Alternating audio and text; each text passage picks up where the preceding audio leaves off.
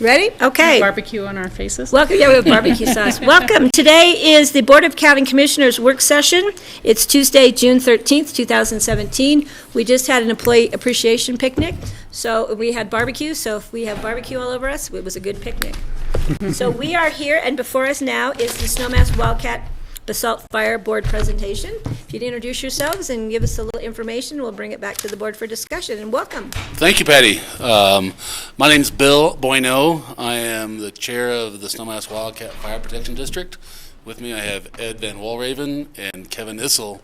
Ed's from Basalt, and he'll let him chat here in a moment. And then Kevin Issel is our deputy chief in Snowmass. Scott Thompson, who was generally here for these discussions, have a little accident this morning on a call, doing some running around trying to take care of an accident, and so he's apparently has a little broken ankle maybe. So we can go visit him in that hospital ER? No, we won't let him stay in the hospital very long. How that goes.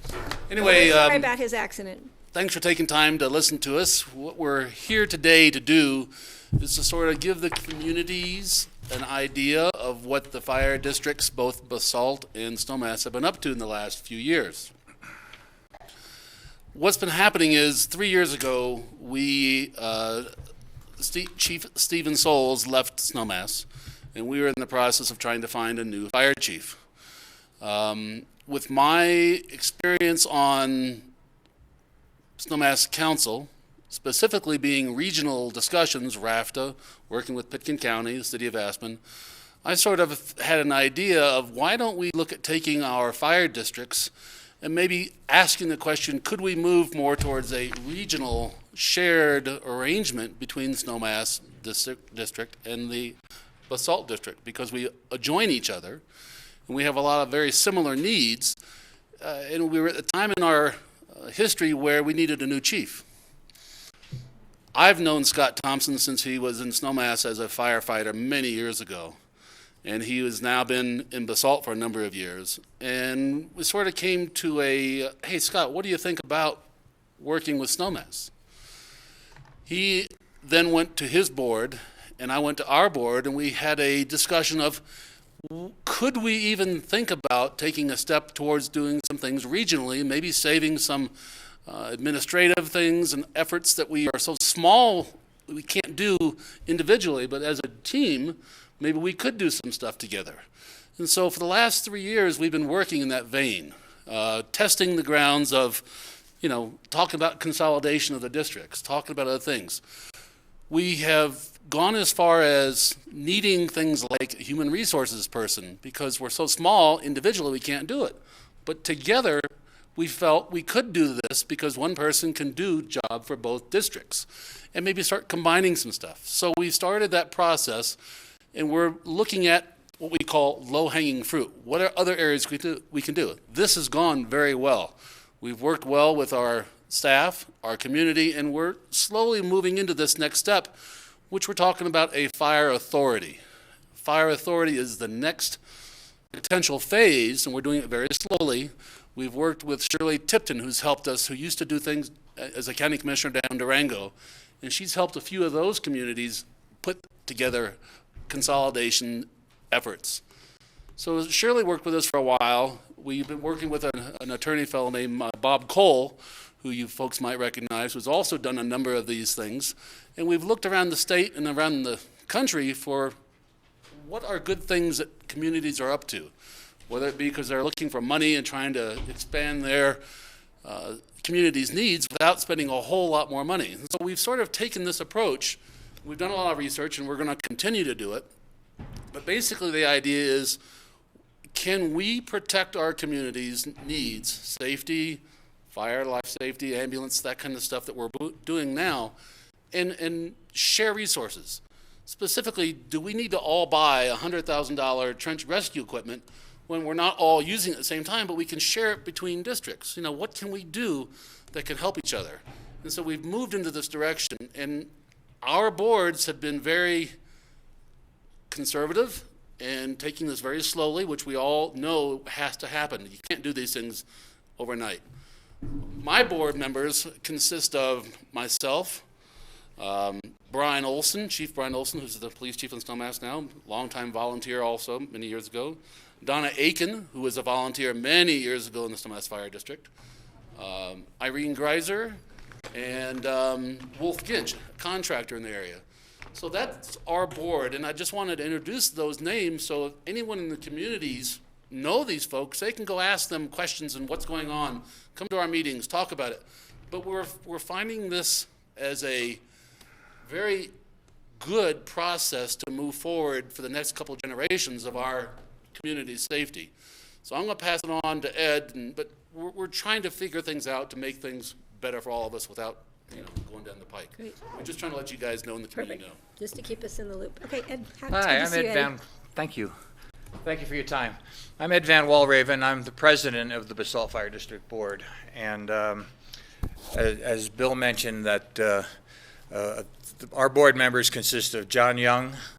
I believe he was the first city manager in town of Snowmass, town manager of Snowmass. Vonda Young, who's been involved with the fire districts for the fire districts for many years. Leroy Durux, Leroy was the mayor of Basalt for many years. And Mark Kittle, he's on the town council for Basalt, and he's also a Snowmass building official. When the idea of a sheriff chief was presented, our board discussed it with Scott because we weren't about to do anything without getting his permission and finding out what kind of a workload it was going to be. And after that discussion, we thought that we could support this concept. At this point, things are progressing to the point where we need to consider taking the next step. And I don't want to be redundant, but as Bill said, we've combined things that made sense. From HR to fire prevention and so forth.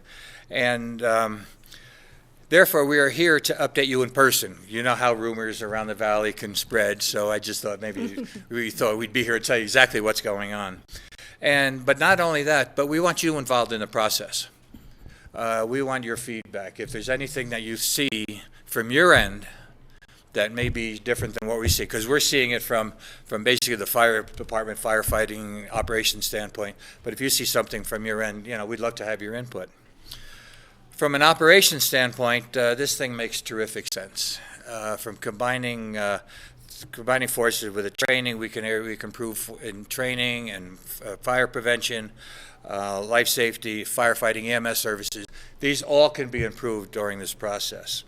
Especially in the event of a mutual aid situation where we have places where our districts would have to work together, the interaction would be seamless. Something I said? Shut you down. It's for the TV. Clouds are coming over you.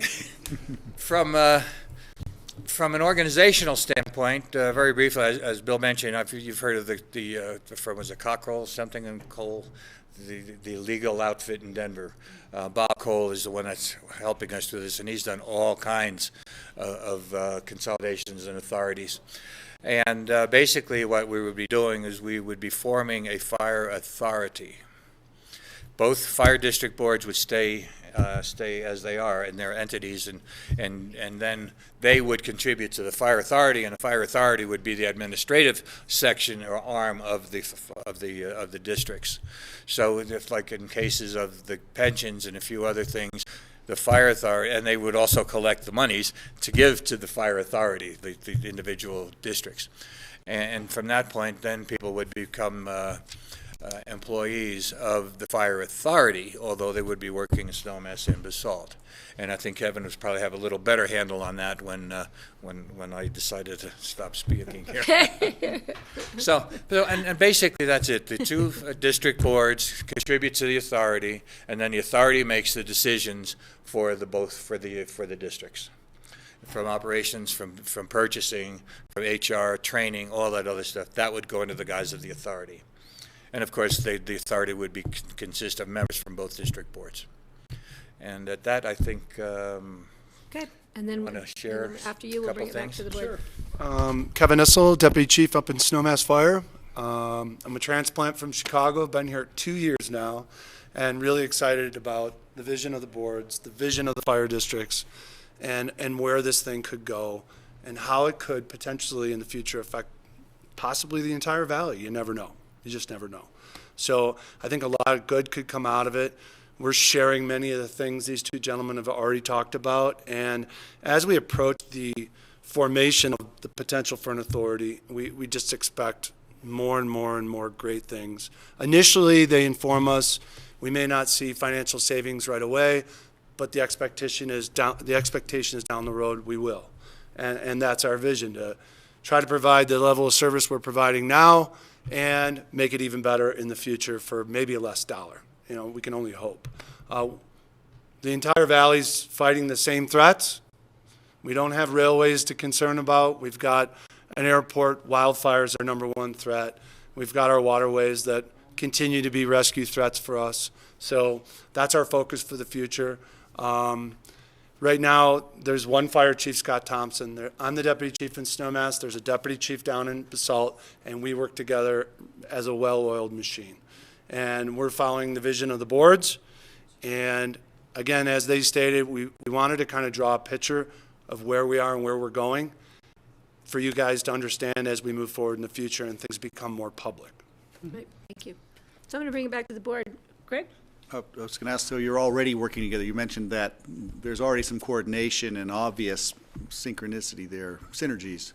How long has this been going on for I assume, a long time, your neighboring areas? Greg, that's a good question. We have been doing a lot of mutual aid, automatic responses between each other for a number of years. But in the last 3 years, really, is when we've sort of taken this approach very slowly. And in the last 2 years, we've gone as far as hiring an HR person. We're looking at hiring a training officer. With our fire marshal, John Melly in Snowmass, is now helping Basalt out quite a bit. They have an inspector down there. Their fire marshal retired. And so John's pulling in a little bit more weight and trying to, bounce between the communities for the construction happening. And what we're finding in that area is a lot of the contractors, have been dealing with different codes and different issues back and forth. And let's try to get these a little more streamlined. If one contractor is building a snowmass, we don't really need to have a total different set of codes for Basalt maybe. And, things that are generally life safety are important, and we need to move in those directions to protect our communities for the upcoming years. But yes, Greg, back to you. It has been something we've been working on slowly and methodically and just trying to not stub our toe too often. There's a funny, mutual aid came up this morning, and it'd be interesting to see if anybody else has anything to. So I think it just sounds great. Yeah, is there anything else? That's it. So when did Scott come on board? How many years was it? 3 years ago, About 3 years ago. the board decided. Yeah, I remember the time. I just couldn't remember the time. Rachel, go ahead. Yeah, well, thank you for coming today. I think it's very thoughtful, and it's always good to get the word out and get public input. And this reminds me very much of what I was hearing about almost 10 years ago in California, that, for a long time the fire districts were somewhat parochial and correcting their own turf and, things like that. But then with budgetary constraints, consolidation became more of a better model. And I can see value in that. And as you're saying, it's a go slow to go fast later type of approach in many ways, because there are differences. And I'm not as familiar with your structures as others, but some fire departments are all volunteers for the most part. Others are paid and a mix, and have created that mix of people. And sometimes there's issues with that. And I think that there would need to be work on the overall governance model, because as it is now, the fire districts kind of can call an election for their board of directors at various times, as opposed to in November. And once you get to the consolidation mode, and people are going to be very interested in, the boards still choose their executive director, just as we choose John Peacock, but how to make sure there's more involvement in the elections and more awareness of what is at stake when you're picking folks to serve in these roles, what their responsibilities are. Shared resources, sometimes you can kind of outgrow them. We were doing a lot of partnerships with Eagle County on our Health and Human Services. And as their board changed, they decided that they wanted to have more direct involvement with their people in the Mid-Valley. And we have that kind of strange geography of our valley. that we're taking back over some of our own responsibilities. They've taken back over their responsibilities. So I can really see some consolidation moving forward. But I think it sounds like you've really had some experts in to help you identify these areas that need to really be kind of massaged and worked through.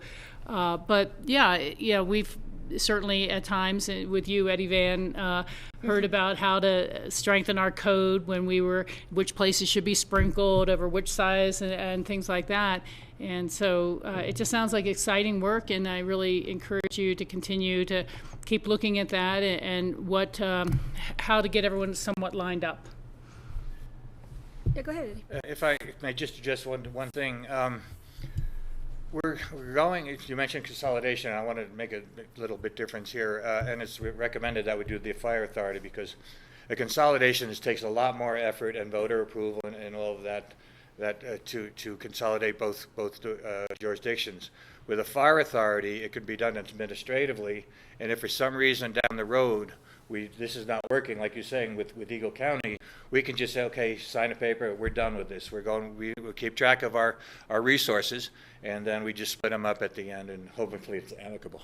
But basically, that's the difference between consolidation and fire authority. Okay, so it's more of a shared resources under a fire authority as opposed to a true consolidation. Correct. In becoming one fire district. Correct. What the authority would be is the umbrella, and the two districts Exactly. would be under it. Okay, it's very Steve, go ahead. Just makes sense.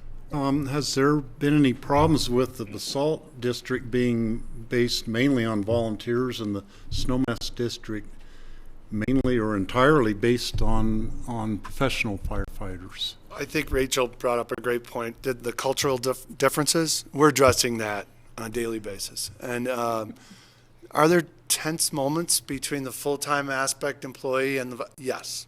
But do we address them right away, and are we trying to create that environment for all employees to be welcomed and needed? Absolutely. And I think the boards are sensitive to that as well.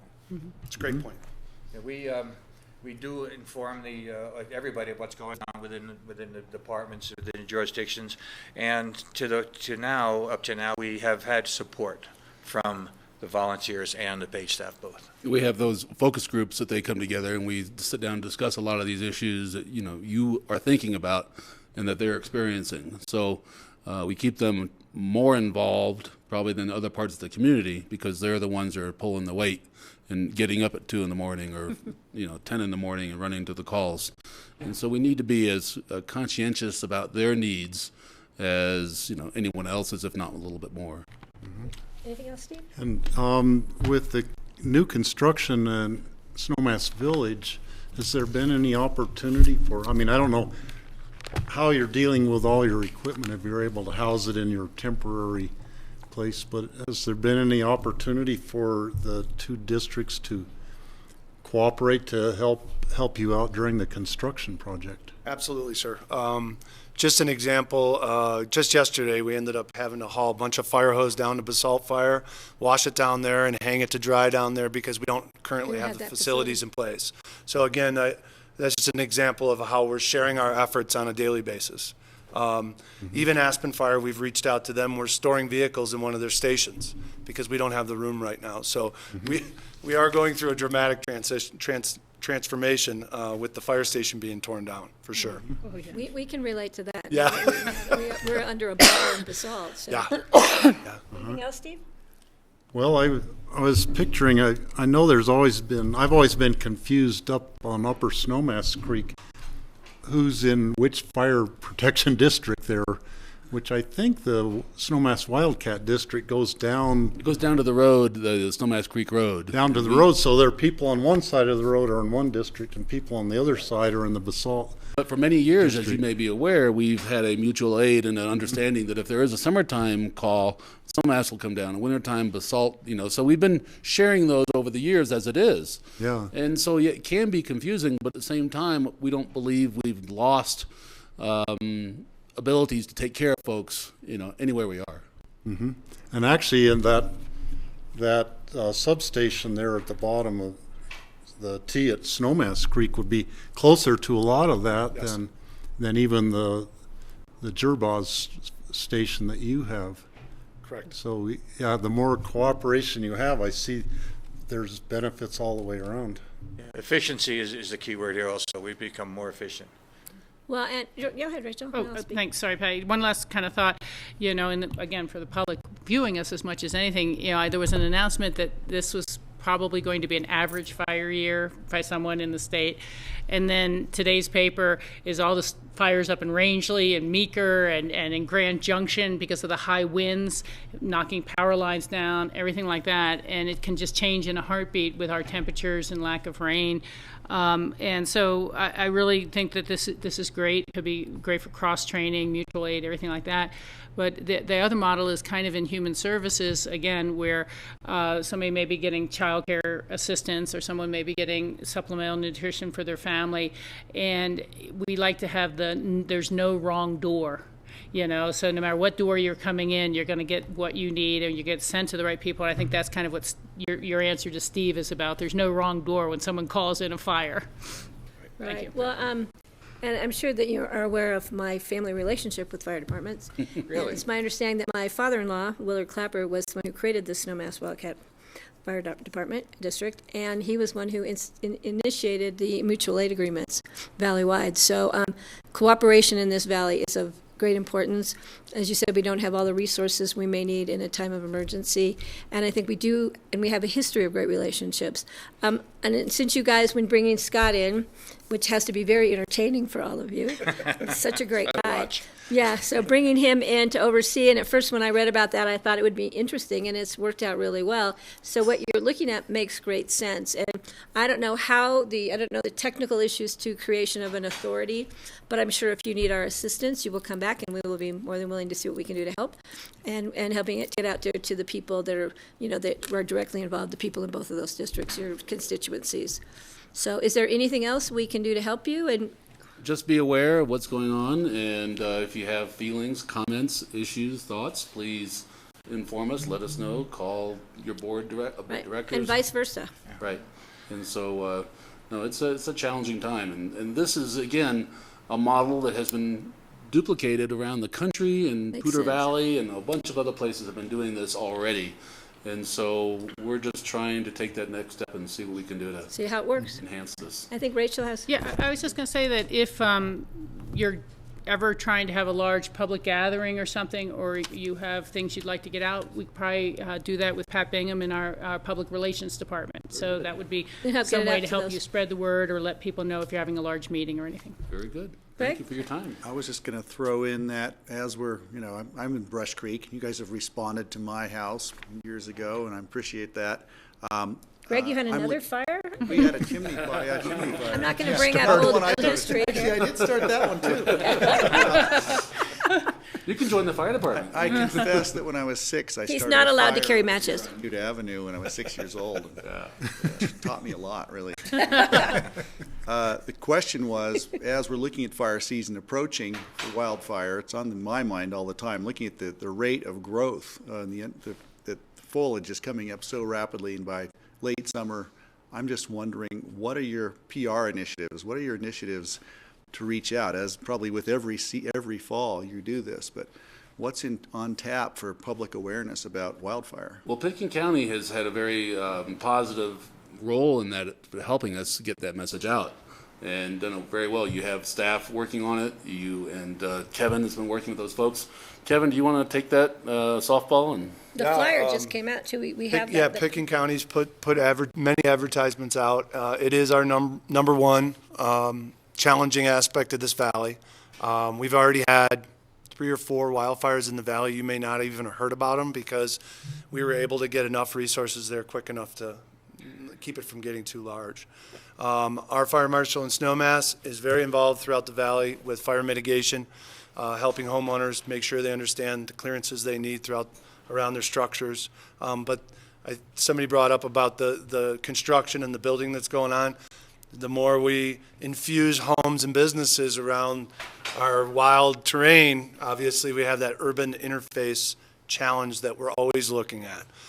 In many cases with private property owners, we can only make suggestions. And we hope that the educational Know that one. format continues throughout the county from Glenwood all the way up to Aspen. And from the Basalt standpoint, actually, all 4 districts in the valley, during the summer, we've created patrols, wildland fire patrols, where we have a team and a wildland fire truck just perusing the areas that we think might be issues, and if we see something, get an early jump on it. Another thing we try to do, and I think Valerie is doing it through emergency management services, is maintaining, have people take care of their properties, mitigating the issue, but maintaining it. That's the That's tough the one. important thing to get out to. Once you do it, you got to maintain it, and just things like that to help the public, make the public aware. Just I please give us a hate to call do this. anytime, and call our fire prevention people, and they'll be glad to come to your property and look at it. I just came back from the National Association of Counties Western Interstate Region Conference, which was in Bend, Oregon, and they showed us a couple really significant fire mitigation efforts, clearing the overgrowth and controlled burns and things like that. It was interesting to hear that one of the emerging threats is lack of affordable housing, leading to camping, leading to wildfires. And I thought that was really interesting. And then you could see areas where they had done the mitigation and you could see a fire really burn through without the destructive force versus the incredibly deep forest they have there where you can't see 10 feet in front of your face, And I do recall the big fire down in El Paso County a few years back, and then the governor put together a task force and recommendations and everything, and then many of the recommendations were rejected. And so I'd asked them in Bend, well, what about the shake roofs on your houses in this nice little subdivision created in the 70s? And they said, well, no, the state never passed a law, but the county passed a code that any new construction, any new roofing has to be fireproof materials. And so I thought that it was really interesting that it was like, well, let's hands off and let's leave it to the building codes and how much can be done through Right. building codes.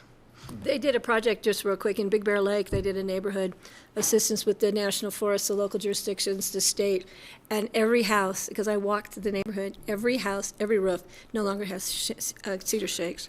So every neighborhood, every neighbor, every person cooperated, which was an amazing, because we've tried things here. You get to that third door and they're putting their hands up, But anyway, we thank you.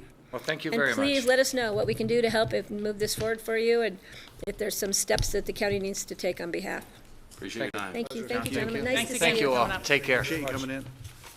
And tell Scott that we're really sorry about his injury, and we're going to get even with him for not coming. I think he would rather cookies. Thanks, Thanks, Bill. Good to see guys. you. It's good to Thanks see you again. all. Okay, we are moving on our agenda. We have citizen board interviews for the citizen grant review, the youth positions. Mitzi, do you want to come forward, and who's going to introduce? And we have two. Victims forward. We have 2 applicants. Yeah. Welcome. So what we'll do is we'll have Mitzi do a little introduction, then we'll have each of you, we're going to ask each of you individual questions, and we're very friendly. And we do this a lot, and we're really excited about having youth volunteers. Thank you very much. Yes, I'm Mitzi Lettingham with Human Services, Picken County, and Lisa Yorker is here, who is the grants coordinator for the Healthy Community Fund with me. And we're just really pleased today that we have 2 excellent youth member candidates for the new upcoming Citizen Grant Review Committee. We have Hannah Small and Robbie Francis, both at Aspen High School, and both to be incoming seniors. And so our bylaws allow us to have up to 2 youth to round out our board of 4 adults. And the challenge, of course, for youth is that often we are able to invite youth to join the committee who might be incoming seniors, and therefore generally can only serve 1 year because they typically go off to college. We have been fortunate in the past to have some incoming juniors. Last round, we had 2 years of the same youth, but we find ourselves in the position of having vacancies, and we're just so thrilled that these 2 young people have stepped up to do the lift of this committee. Well, thank you. And I was on the board when we first started having youth representation on this board, and it was really fun, and it was a great way. We're trying to get them on other committees, but this was one that really worked because you do all your work at one time, and it wasn't during finals, so we made sure of that. So anything else, or you want me to proceed? I think that's all. So In we're case you going to have any start first. questions. Now, it's Robert Francis, but you go by, I had a quick comment. oh, yeah. Okay. This board youth thing didn't exist back when I was in high school at Aspen High School, but I was on a board like something like this, as I was the youth advisor to the adults. And we would meet really, really early in the morning, and often it was tragically boring to me, but that's probably my lack of sophistication. I was going to ask, when do you meet, and how many people will you be with, and tell us a little bit more about the involvement and what we can expect. Okay, that's great. Lisa, I'm going to let you answer that one. Get yourself right on the mic. Boy. And just give your name for the record so we have. Lisa Yorker. Thank you, Lisa. We get all of the applications on July 31st, and we usually have around 70 applications. I compile 2 huge books, which you guys have received before, those monster ones, and you'll be getting those too. And they are given a month to read them. And then we meet for 2 to 3 nights around September 20th. We used to do it the 15th, but now that you guys get to go on XED, we're moving it back a week, so no fear. And you'll read through those and you score them, and then we meet for 2 nights with the entire CGRC, and we go through. And the CRGC is? Citizen Grant Review Committee. And we discuss every single application. We look over partnerships. We go through the entire thing, through both books and all of the scoring that they've done, and we decide recommendations for you to approve on funding. And do you feed them at these meetings? In the Oh, evening? do we ever? Okay. I want to make sure you guys knew that you were going to get well fed when you go.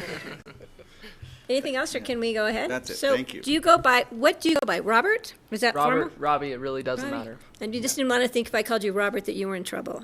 No. Okay. All right. Well, does anybody have questions? First, I just want to thank you for in your application. The information on both of your resumes is really exciting to read. You guys are busy, busy, busy, and very different in what you're doing. You're mostly with dance. You're with a lot of sports-oriented things. You do really well. So, does the board have any questions they'd like specifically to answer? Rachel, go ahead. Well, I can start with the warm-up question of why would you like to be appointed to this board? And you can answer individually. Yeah. I guess for me, I think that it would be really cool to learn about what nonprofits in our valley want this money, and I know a specific passion of mine is business, so this is has a lot to do with business, and I think it also teaches me a lot about how to make decisions and to read between the lines and not get bogged down in between all these details, and I think that just teaches me a lot of things that I can use later in my life. And I definitely have a passion for our valley and our community, and I'd love to help it in any way. This is an awesome way. For me, I've been involved with a lot of nonprofits. Yeah. I've been involved in a lot of nonprofits in the valley, like the youth center I've been really involved with, and the club I run at my school I'm planning to partner with next year. So I think just for me, kind of as Robbie said, just understanding why they want this money, how they plan to use this money, and their goals and their passions, and how we can help them further what they want. Okay. Thank you. Yeah, go ahead. Yeah, thanks to both of you for being interested in serving on this committee. I think you'll be amazed when you see the wide variety of the different groups that apply for funds, and most of them are able to receive funds also. I want to make sure you're aware of the time commitment, which is for a short period of time, but a pretty big commitment. And for instance, Robbie, I see you play on the football team, and it's during football season. And I just want to make sure that you're aware of the time commitment, and then would be able to be here even if you might have to leave football practice early or something in order to get to a meeting.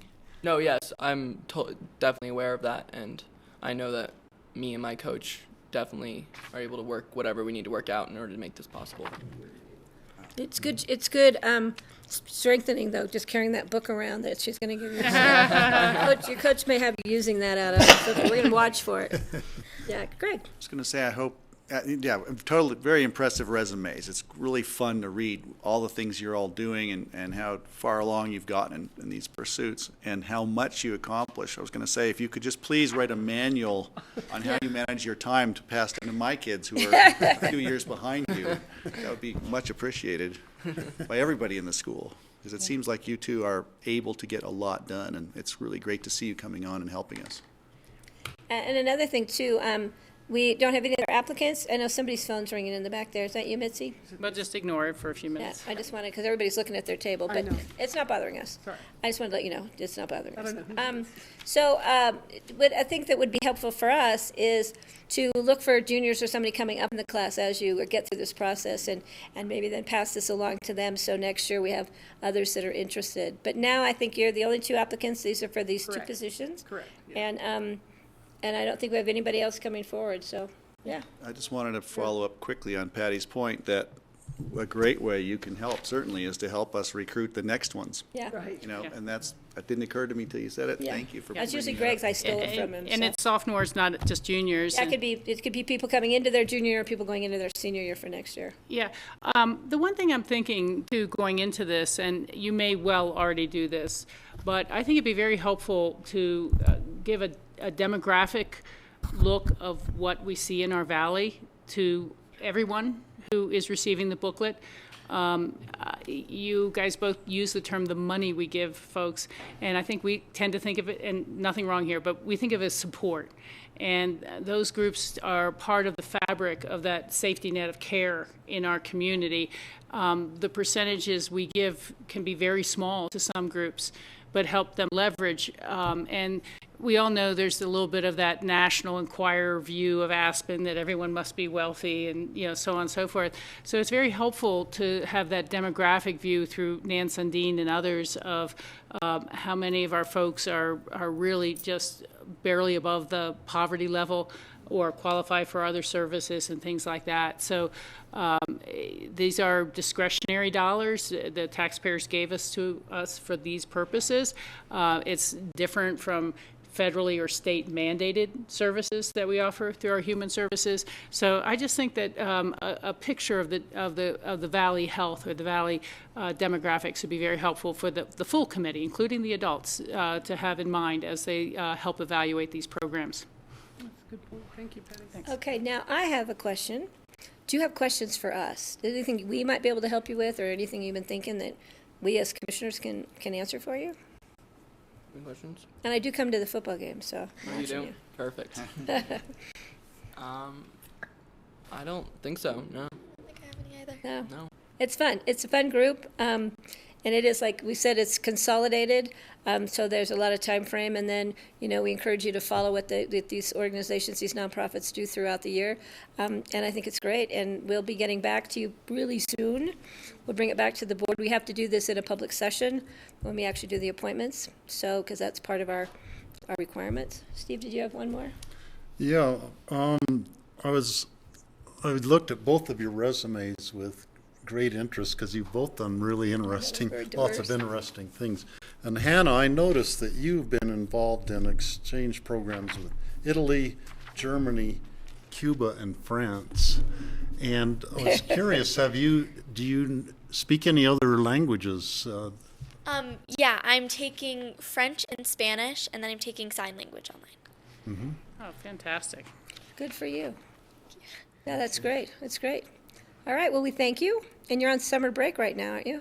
Yep. And you just did the football golf thing. Did you I ride on did, the back of a yep. golf cart? Was it fun? It was fun. I bet it was. Assessment, yeah. All right, well, thank you. Thank you all for coming in. We appreciate it. Thank you very much. Thanks. All right, we are moving along to our future agenda. Mr. Peacock. Yes, thanks, Patty. Not a lot for you on future agendas. We did hear back from the school district on our joint meeting, and they are now looking at August 24th at 4 p.m. to do that. And that is a Northwest COG meeting, and it is here in Pitkin County. It's at the airport, but it should be over by 3. Okay. So that should be good. And that, speaking of that meeting, I will be reminding all of you that we'll be having lunch out at the airport. We're hosting it at the airport at the AOC. So AOC, right? Yeah. So I'll let you guys know. Yeah. And I just wanted to check in to see if that was going to work with folks' calendars, since that is not a regular meeting day for us. We have a work session Tuesday and a regular Wednesday. That is the same week as the Colorado Water Congress, but I don't like to go when I can only go to a day and a half for the full registration. So you probably So won't. I'm basically planning on being here. So I think that's good. Okay, great. I do have a question, though, on future agendas, and I didn't really see it written, but I kind of missed the announcement. Has a day been picked for the water park dedication? Is that on our future? Yeah, she just made the announcement. Yeah, so that will be on June 30th, and let me see. Are we really riding the commissioners in a raft? With a large pair of scissors, yes. You know, We're going to have scissors in our hand on a raft? I would be happy to do that. We did all receive an invitation to a luncheon at the Aspen Art Museum on Friday, the 30th. That's right. And which I just RSVP'd for yesterday. So did I. I can cancel, but So this actually... they received a national award for outreach or something. What time is this starting? I think we had anticipated that this would actually be an evening event, so more of the public could participate. So we're anticipating doing the ribbon cutting at 5 right now. Okay. On the 30th. Oh, that's great. Yeah. Okay. So if you so I am wish, you camping could at probably Maroon do both. Bells at night, but we can still do this. Multiple event day. That's right. Okay, that's great. That's fantastic. Thanks for that clarification, John. On the August 24th date is also CCI Mountain District meeting. I don't know the location. Oh, where is that going to be? Yeah. August 21st? Oh, that's the It's, school board? I have it written down that it would be over at 3. It all depends on the location of it. It's I could probably over on the I-70 corridor. potentially be back. I mean, one year it was down in 1 year is in Cripple Creek. Teller County, so I mean it was a long drive. So that 21st. But other might times work. it's closer to here. So And I'm not sure that those dates are hard and fast, or those were the tentative dates that they I put think out. that was the tentative date. I put it in my calendar. Well, I believe as long as we have a quorum to get the school district, that will probably be Mm-hmm. fine. What, do you think both of you would be going to the Mountain District meeting, or just one of you? I would probably both go. Well, last year just Steve went, so we can play it by ear, but it's very hard to schedule with the school district. I think we should keep that date and then just kind of work it out that either Yeah, I one or think the it's other of important for us us to will have a go. full board go to the school board because we haven't met with them in This a is couple of the years. August haven't 24th, Thursday. we? Yeah. Yeah, I'm traveling back the day before, so not back in. So if everything goes well, I'll be here. I'll be there. Yeah, you can count on me. Okay.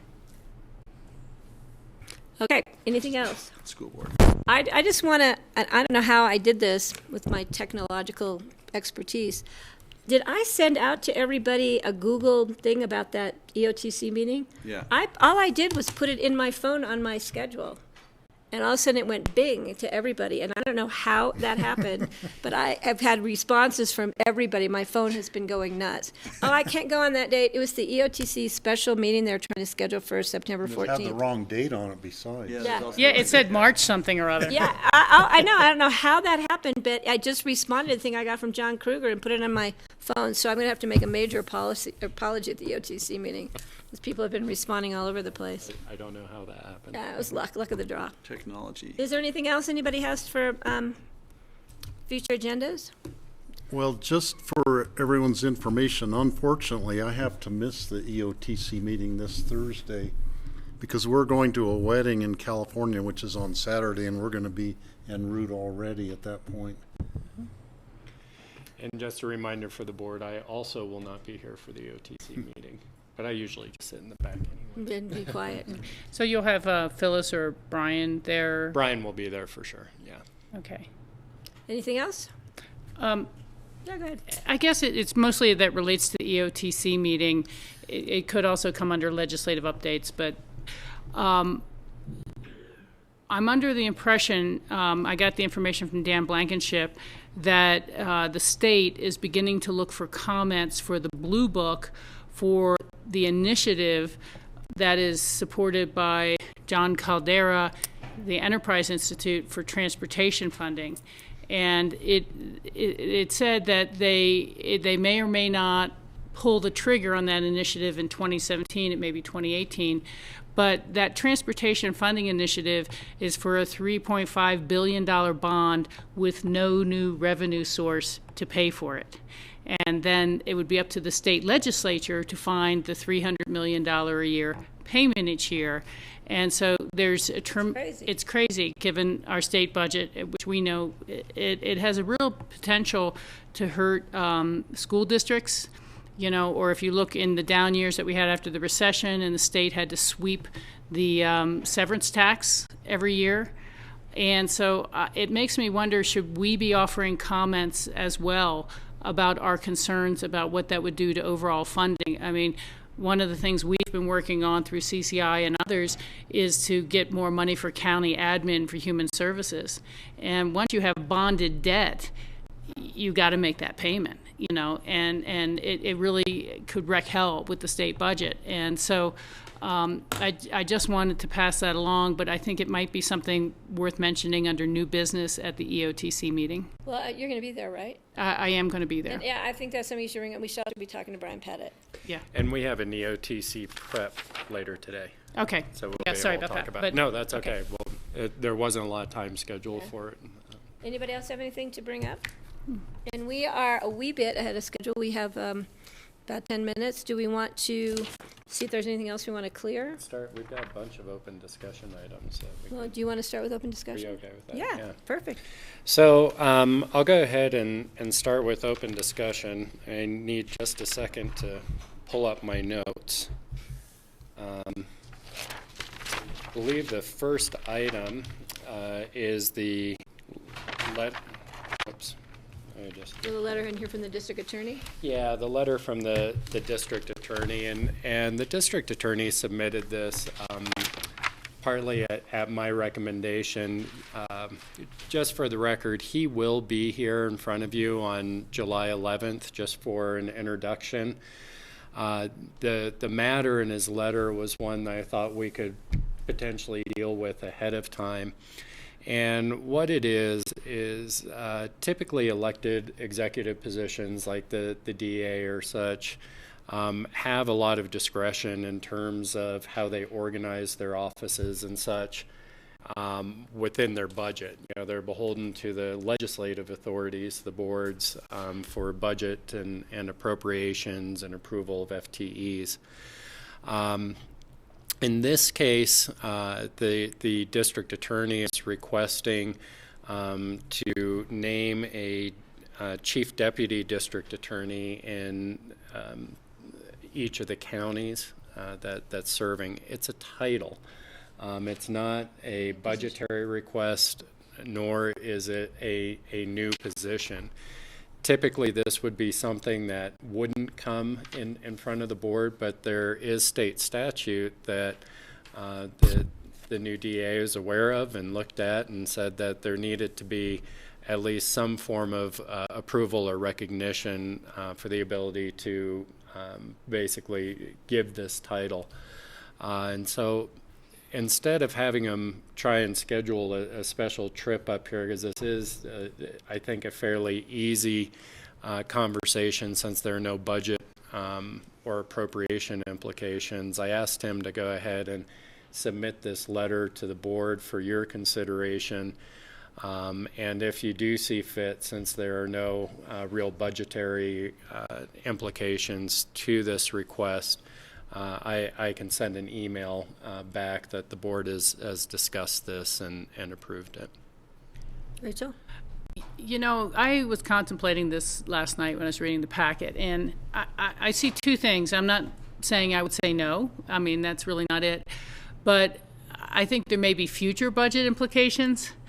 You know, whether this district attorney or the next to hold that office comes in and says, well, you know, these guys, they're the deputies, and they're making the same as the rank and file, you know.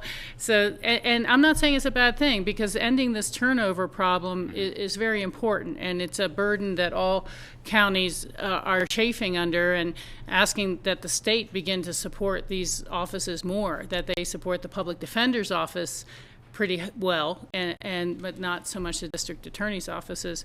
And then the second is just a thought that, well, this is nice. It's giving someone a resume builder for when they want to move on and seek a new job. I wasn't just rank and file, I was the deputy district attorney. And so, it may have unintended consequences, is all I'm saying. I would not oppose this going forward, but I would watch the implications. And I had the same concerns, Rachel, and that was part of the conversation that I had on the phone with the new district attorney, that the concern would be that, are you using budget savings this year? Is there a future budget implication? Does this come back with a different salary range anticipated? We do our budgets on a 5-year projection. And while things can change, no question, as you're saying, the representation to me was, no, it really was about the title and the ability to either retain or keep someone a little bit longer, recruit somebody into those positions for the exact reasons that you're saying, is that it is a career builder. And, I think he's hoping that there could be, some better retention or recruitment opportunities there. So I did ask those same questions. Yeah, so I think we should, my position is we should allow it to move forward, and if there's budgetary, then he'll bring it back in this next budget cycle, so we can have that broader discussion. I agree. Okay, so why don't we have a few minutes, and you have an hour? Can I- Is that what? Yeah. Moving ahead, tell me when to bring this up. I remember we received a letter recently regarding the lost or discontinued river gauge right above Slaughterhouse, and some river runners contacted us. I emailed John Ely right after that, and perhaps we can ask him to address it tomorrow. Okay. He said that he was not aware of any gauge that's ever been there. There was something like a ruler type, very simple gauge which is yeah. missing, but a lot of people rely on it, and that's the hazard in the Upper Valley for Because they judge whitewater. if they can, what level of whitewater Right. customers, And a lot of clients. people are very concerned about it. I just think we've been informed, we should. Take a look. Yeah, take a I look and- forwarded that right to John Ely Okay, when I so saw that's that. been addressed. So let's take 5, we'll come back, and then we'll switch over. Okay, is that Fantastic. good? Thanks, Patty. Thanks, Gresser, we'll be back.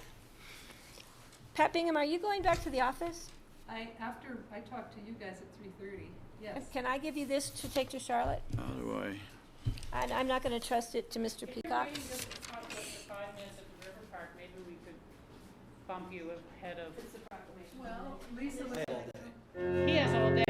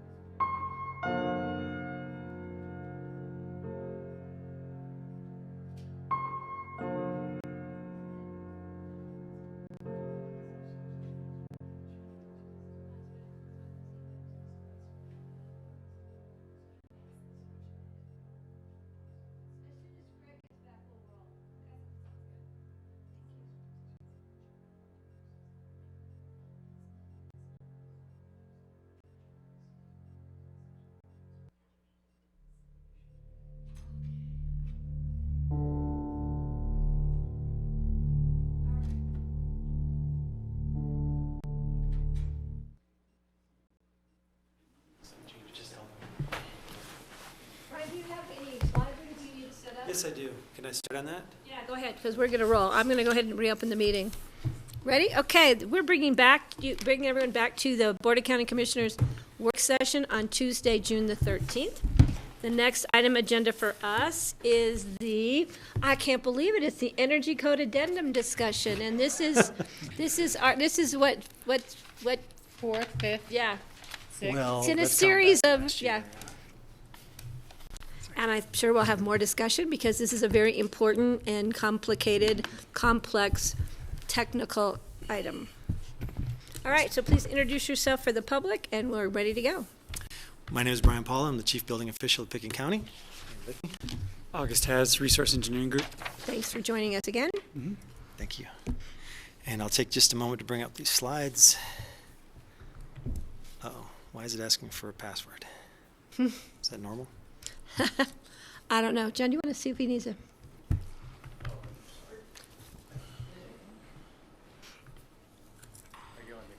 Yes.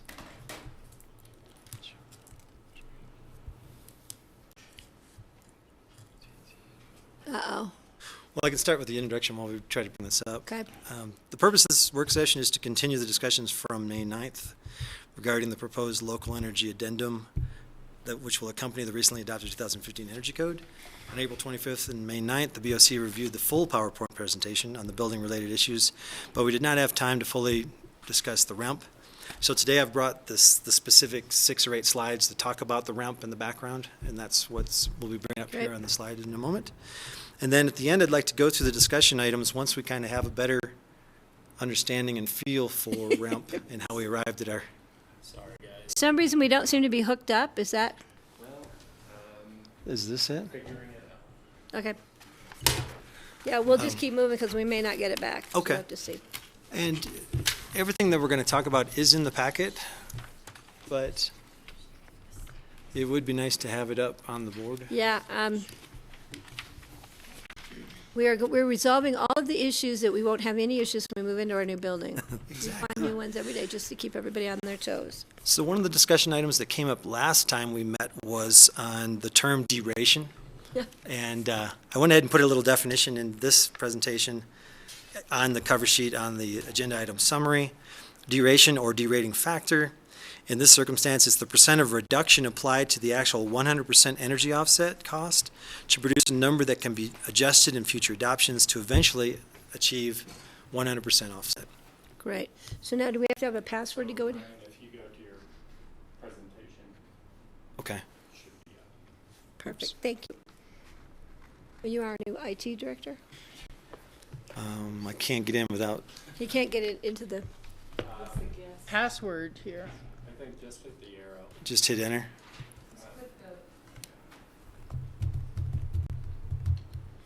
There we go.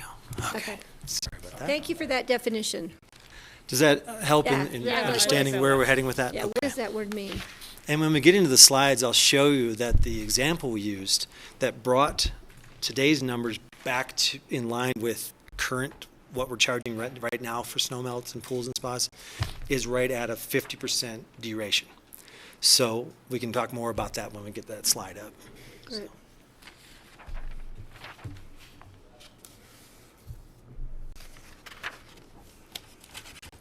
Let's kind of recognize my... Hey, Brian, what was the date of your last meeting here? Just looking for my notes real quick. When were you last here presenting? Last year to us? was May 9th. That was May 9th. Thank you. You're welcome. Back when there was snow on the ground and, Yeah. There was a little chill in the air today. yeah. June Yeah, and that little, noon well, in yeah, I June. had to bring my tomatoes back in and out again last night. Yeah. Might have double clicked too fast here.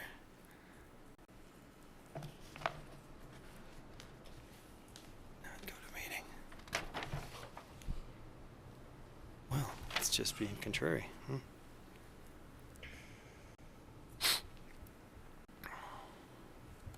There we go. Okay, so let's go into changes to REMP, which is the spreadsheet that the rest of the PowerPoint presentation that we left off on. So, changes to REMP, where we were, where we are going was what I titled this section.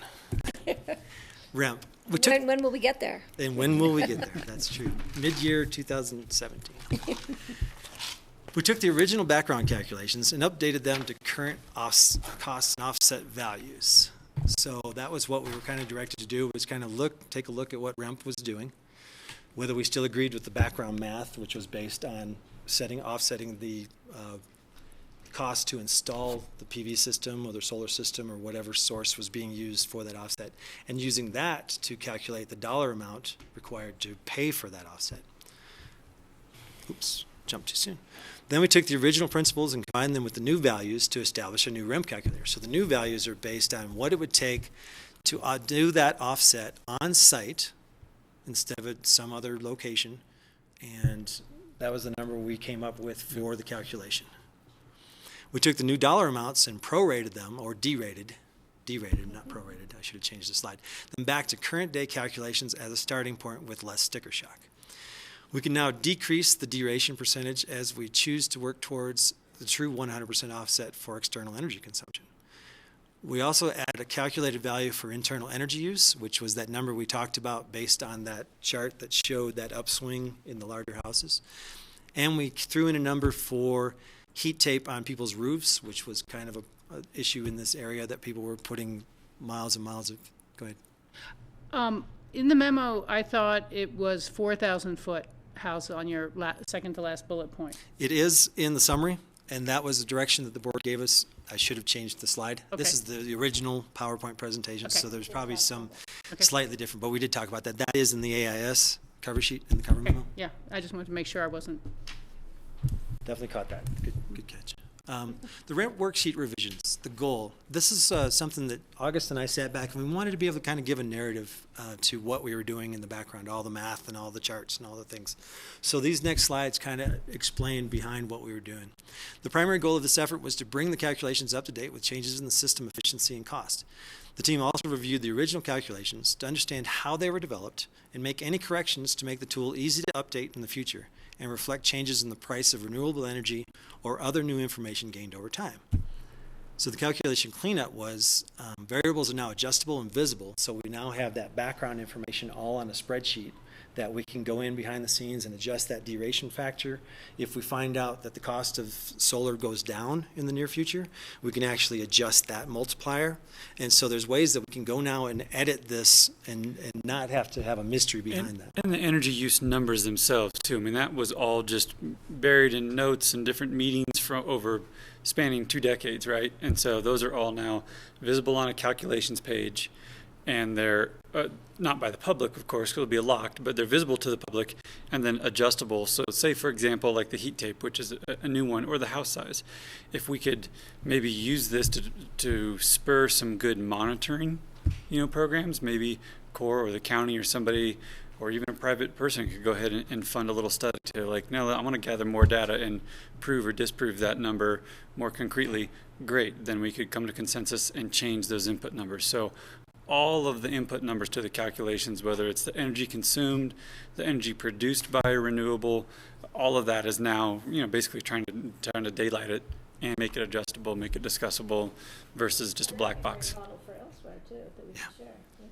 Yeah, it's what, and we've, been just the same role, this technical consultant to a couple of different municipalities and they've all looked towards Aspen and Picken as sort of their guidance, and that's one of the things that we've done on those versions is make those calculations visible. But this is the first time that I think we've actually got it set up in a way that it's also adjustable and for lack of a better word, true-upable. It's True-upable. That's a good it's something we can come back and revisit, I think, pretty quickly. I mean, you could have a work session on somebody who wants to really delve into heat tape and see if that's the right number or not.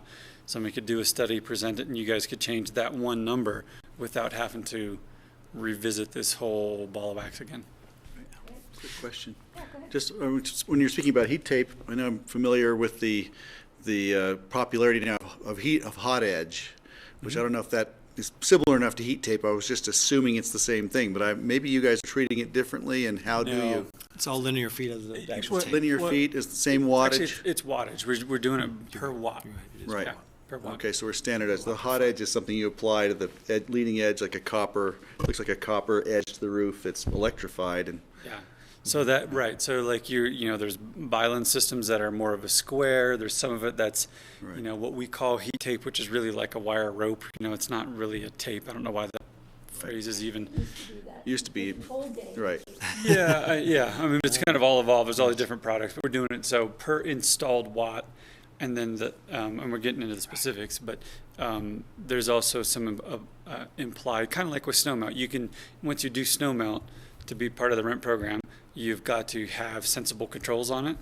And what we found is, again and again, heat tape, whatever form it is, doesn't have sensible controls on it, because there's a lot of, even in our own firm, before we delved into this a few years ago, we weren't aware of how big that impact is, and how there's a lot of marketing that's around self-regulating heat tape, and you just kind of think that since it adjusts with temperature that it does a great job, and it does a better than nothing jobs. It really does. And so some really simple controls make that a lot better. So that's part of kind of the subtext that'll go into this as well, that you have to have really basic, time clocks and not a lot of money, but just to do it. And then our numbers, again, similar to snowmelt, the numbers used here assume good control.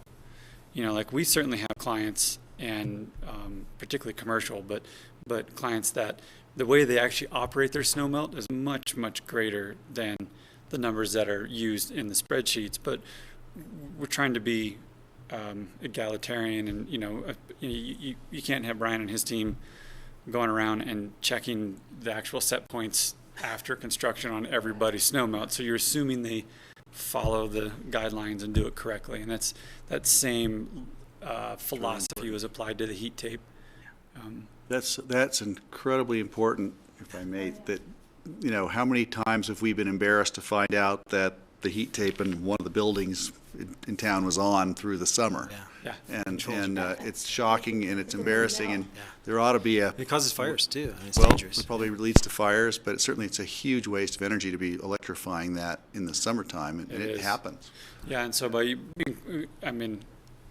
don't know if we're supposed to be talking about this now, but we do want to get through this. By including outside air temperature control, so it has to be cold, and then it has to also be the hours of the day where melting is an issue, which is really those sunlight hours. Those two simple things really narrow that down. 24/7, 365 days out of the year. Exactly. Because when it drops below 40 degrees. Yeah, thanks, because I'm not sure exactly where this will fit in either, but it seems to me that as we've set these goals out, there's probably been ancillary goals that I hope are being met, and if not, I hate to add a new goal at this point, but it's also to be more understandable and usable for the architects and for the builders and for the eventual homeowner. And I really would like to see that stated as we get to the public hearings of that, and use that eye looking at this. Is it understandable for the architects, for the builders, of how we're getting there, what we're doing now? And the kind of side thing that I think will be important for the success of the program and the goals that we all have of energy reduction and things like that is to do some energy cost savings calculations, so that if someone chooses to mitigate on-site versus paying in lieu, we can show this is how much you will probably save in your energy use by generating your own energy and by instituting these efficiencies in your design. So it's not that, hey, you have a fee and it's $250,000, thank you, you're done. It's more that, well, if you build these in, you're going to be saving over a 10-year period X amount.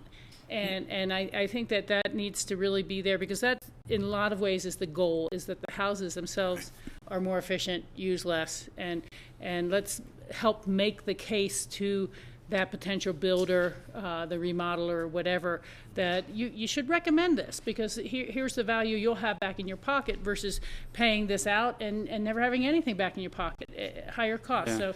I mean, we could do that quite easily, because the numbers that are here are all based on the energy, right? Yeah. And the energy cost of it. So the offset fee is based on the cost to install that solar. And I'm totally quoting from memory here, but if I remember right, I believe it's 14.5 cents a kilowatt hour is what the cost to put in the PV for the solar is. So it's a marginal increase over what most residential rates. I believe Excel residential rates in Holy Cross is around 12 cents a kilowatt hour. Yeah. So, I mean, the savings is dramatic because we could take all of those kilowatt hours and charge that 12 cents.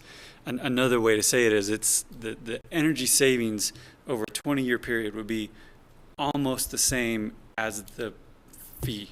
Yeah, as well, the that's cost, what I'm saying. right? I think we should try to make a way that as someone's evaluating what their options are and before they've gone too far down one road or another, whether it's a worksheet or something, to be able to show them the value of doing it on site instead of the payment in lieu. And then the last, which I think you can answer in your presentation, is more what is the potential cost of this monitoring process that we've talked about? If we go there. How that would be implemented or how people participate. Because I'm wondering if maybe even a small percentage of someone's fee, if they're, could be attributed to paying for their future monitoring, something like that. Okay, I'm going to let Greg do, and then I'm going to let you move on. Very briefly, just going to say, to pick up on that, it seems like we're incentivizing, hopefully we're incentivizing designers and builders and owners to forego unnecessary things like, people I think put heat tape on even if it's not needed. We unplugged ours years ago and I haven't plugged it back in many years. It came with the house and simply haven't used it and haven't needed it. It would be great to incentivize them from the start, just so it's not a... Yeah, you'll see from the duration factor that's applied, which is substantial because this is a new item, that you can kind of infer that the goal amongst the group was just to kind of start the conversation of like, hey, look, this is a huge energy user that no one's even monitoring or watching or whatever. It wasn't to kind of bring the hammer down, but to start the education process of, no, everybody has been kind of ignoring this, and we just spray heat tape over these complicated roof forms, and now when there's, a feedback, I'm sure, or loop for that to help that conversation move along. Yeah. And it will at least inspire a second look, for sure. Right, excellent. Okay, I'm giving you back the floor. Thank you very much. I'd like to take a moment and just mention how valuable it has to have August at the table. He's been a great resource and a great consultant throughout this project, and having the institutional knowledge of how REMP was first began and some of this other information has been great. And then the other great thing is that his time has been paid for through 2 core grants. I know, I think it's great. We've covered that cost of this consulting, which was just invaluable to this whole process with core grants. Too. And he kept it reasonable. He did. He gave me some coupons early on. Yeah. So let's go to the next here. There we go. The matrix teams has discussed the calculations in the REMP spreadsheet, and they can be summarized as follows. Basis for fees, energy cost. The originally adopted method was the payment option in REMP worksheet currently being charged for spas, pools, and snowmelt were tied to an energy cost number of 7 cents per kilowatt hour. This fee was based on the cost premium of purchasing wind power over standard electricity. The cost premium at the time was 0.035 or 3.5 cents basically per kilowatt hour. And this multiplier was multiplied by 2. So that was the old methodology. The updated methodology is per the board direction. The REMP fee methodology was converted to be based upon the cost to install on-site PV, and the cost of that installation is divided by the anticipated energy produced over a 20-year system life. So that's the new idea behind our numbers. Does that seem clear as mud there? Stop. House size. So that is something new to this new way of doing things. The old way was the existing method would be $5,000 fee for homes over 5,000 square feet plus $1 per square foot for each additional square foot, which really wasn't linked to anything except for the fact that their house was over 5,000 square feet. The updated idea is, per the direction we received from the board, they're based on energy use. We gathered data from the Roaring Fork Valley and Crested Butte area for a variety of home sizes, as well as a national average, and determined an average energy use to be per $72.98 per kilowatt kBTU, Yeah, 72, KBTUs per square foot. yeah. 72.98 kBTUs per square foot per year. Yeah, that's their usage, not a dollar amount. Right. The value is applied only to the areas of homes over 5,000, which will be amended to 4,000 by the board direction last meeting. So the little note at the bottom just talks about that study that was done and where we got the numbers from, that it all came from CORE. And then we had 45 Roaring Fork Valley properties, so it was specific to our valley. And then we had 29 additional data points from REG's actual projects that they had worked on. So we combined that number, came up with a number that was not as drastic as that big peak was, but more of a kind of a regional. It's a regional average, and it actually also trues up with national averages. That 73 number was pretty consistent as a national number and in the two valleys. So, we felt pretty good about it across the board.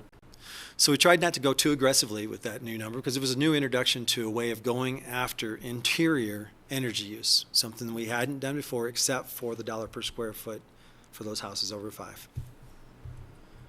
The basis for the snowmelt fee. After review, the energy numbers used for these are going to remain unchanged. The fees associated are based on the updated methodology. An adjustment factor that allows derating or increasing the associated fees is now exposed, is an exposed variable. And then the heat tape.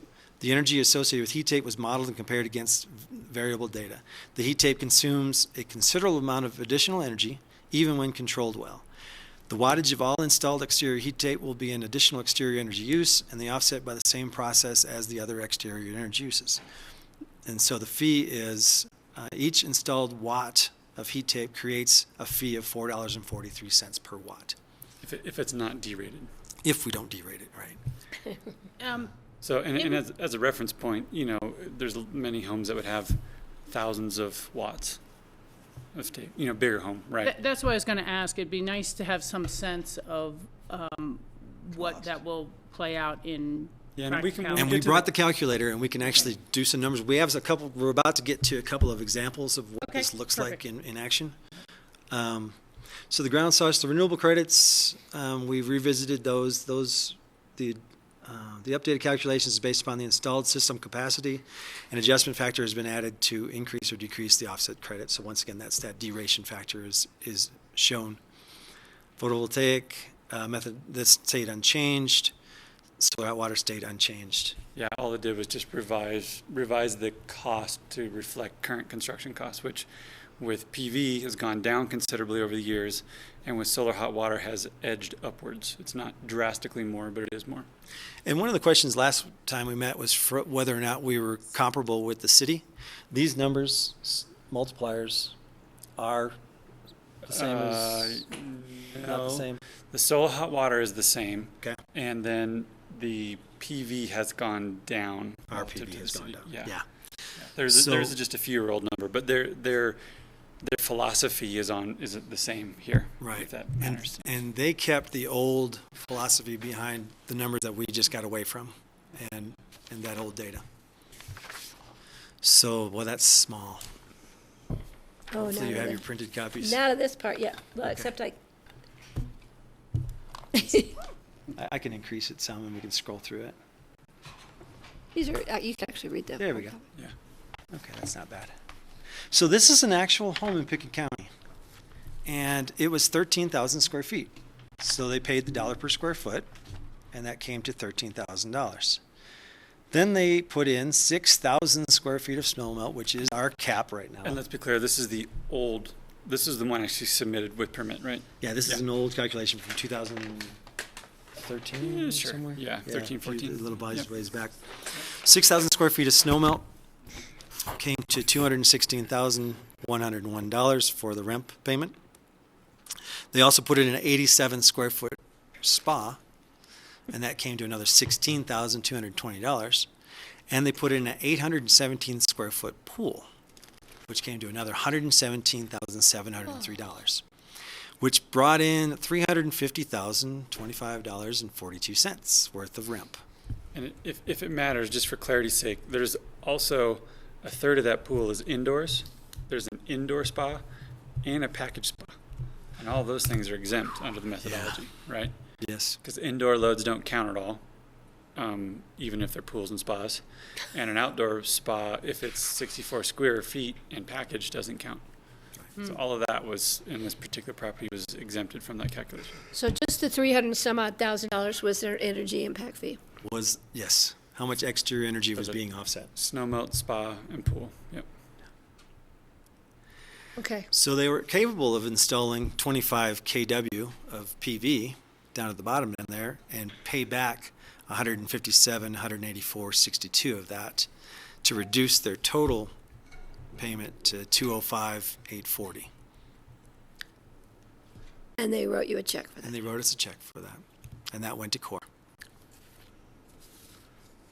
So on the bottom down there, it says how much it would cost, or how much PV it would take to totally offset it, or how many how much solar hot water it would take to offset it. It's 56 kilowatts? 56 kW would it take to just offset what they were using in energy use, if they wanted to offset 100%. Wow. That's about Numbers. the size of a football field of solar panels or something, right? Or half the size. 56. Let's see, 56. I mean, think of roughly 1,000 square feet per kilowatt. Is that what it is? So Oh, really? 56,000 square feet of PV. It's the size of our airport terminal.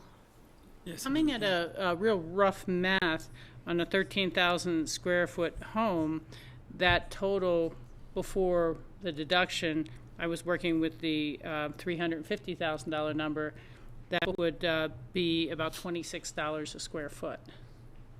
Okay. And then with the lower. For all of it, yeah. And so, I think the builders would tell you that the value of that home is probably being constructed at $1,000 a square foot. Probably somewhere in 800.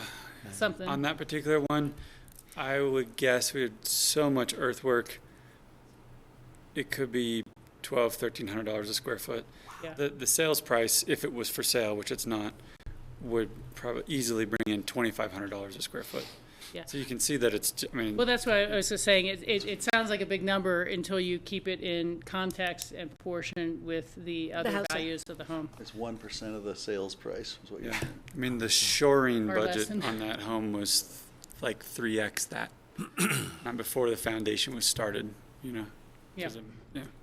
I just think context is going to be very important going forward with the public explaining this. So we took the exact same house and put it into what we've come up with today's numbers, and here's what happened. The 13,000 square foot. Like Christmas. This is adjustment factor set to 0, No, notice. this is 100% Yeah. duration, basically. No duration, 100% offset. Comes to, well, let's just make it disappear, why don't we? I'm having technical difficulties today. So just for the house size, if we did 100% offset, it would be $484,000 to offset a 13,000 square foot house. If we went down to the 6,000 square feet of snow melt, the price, as you can see, basically doubles from the original number to $439,210. So the old number was roughly $34 a square foot. The new number at 100% is roughly $68 per square foot. So the 64 square foot spa that was exempt, we showed on this example. The 87 square foot spa, they would now pay, instead of $16,000, they'd pay $30,000, double. The 817 square foot pool, they'd pay $239,000 instead of $117, so that basically doubles. And now we have the heat tape equation. 400 linear feet at No, that's 400 watts. So Sorry. that would Yeah, be, right, 400 watts. that number actually is really low. We don't have a design for the heat tape yet. And, typically heat tapes are about 10 watts per lineal foot, 8 watts per lineal foot. So that's only 40 feet worth of heat tape. So that number would actually be quite a bit larger. That was just a placeholder number. Okay. That would get bumped up for Yeah, the. because for the that time. $1,700 is kind of, Kind of low in comparison to the others. yeah. Yeah, but except for what's wrong there is Look the at the wattage. energy use of what heat tape really. Yeah, for a house this big, I bet the wattage is 10x. at least 10x, maybe 20x that. So let's call it 17 for sake of argument. So it's a placeholder. Yeah, No, but it would be at 17,000, you think, at least. Yeah. would be a legitimate number to put there. Sure. So we're up to $728,000 just with those numbers. total adds up to 1 million between the house size and the REMP.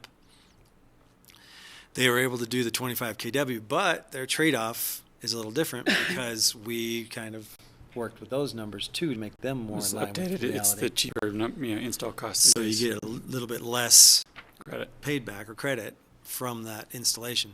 So they get 107,000 in credit. So it brings their REMP fee total to $1 million instead of that 350,000. Instead of 205. 205 that was reduced to. You're right, 205 in the previous example. So that's if we left all the numbers as they stand at 100% offset for the cost of installing what you're installing. And, to be clear, that still doesn't cover, that house size is based on this 72, this average kBTUs per square foot per year. This home does have a third of its pool is indoors. It does have an indoor spa. It does have a massive AV system. It does have all these other things. Its use per square foot is going to be higher than 73. So that's still not in that math. It's not like here's the number to bring it to zero. I think a better way to think of it is this is the cost to install enough PV to bring this down to being the same impact as a average 3,000 square foot home or something. It's not wiping its impact down to zero. It's bringing it down to what would it be if a family of four was living here in a 2,500, 3,000-ish square foot home. That's kind of more the benchmark. And frankly, because of the indoor pool, which we have no way of dealing with, it probably doesn't even get that goal. Which starts to reinforce the $4,000 level change. Right. Yeah. A little bit more. And so to mitigate that with solar electric, it's like Oh, we go back to that slide. I no, think it was 280, like 560. 281.42 for this one, for the, Oh, yeah. and so that would be, like 5 of our airport terminals for a solar field. Pretty good size. Yeah. Something along those lines. I have to have those Here, I can pictures. do that. I'm going to do He that can, math he real can do quick. math for you. So, 281. So the last example we have before we can get into the calculator and really run some numbers if you want to see where a nice duration point would be is this example. And what we did here. Sorry, just to correct that, there was something off in that example because that would be 281 kilowatts would take 19,000 square feet roughly. Oh, So that we missed a number there when we did that okay, quick so it wasn't math earlier. 56,000 the first time? It then. wasn't, Okay. no. It was probably Thank you, 'cause more. I'm like, thinking Okay. really big. Yeah, no, Thanks that's for- too big, yeah. Okay. So this final example, what we tried to do is put a duration number or a duration factor in that would keep us comparable with today's numbers. So if we go down, I the see. house size, in the new calculation, it comes out to somewhere around 66. Do we have that background Let me go page into here? Yeah, the duration should Yeah. be here. It's not there. Is it on the next page maybe? Let's see. And the heat tape number on that, though, is still a number we're working with, Yeah, that was just a placeholder number. just so you can plug it in, so you can show us. Let me see if I can get to it. There they are. There's the background calcs. So this is the one showing 100%. Yep. This is the one showing that Okay. particular background check, Yeah. background duration. Okay.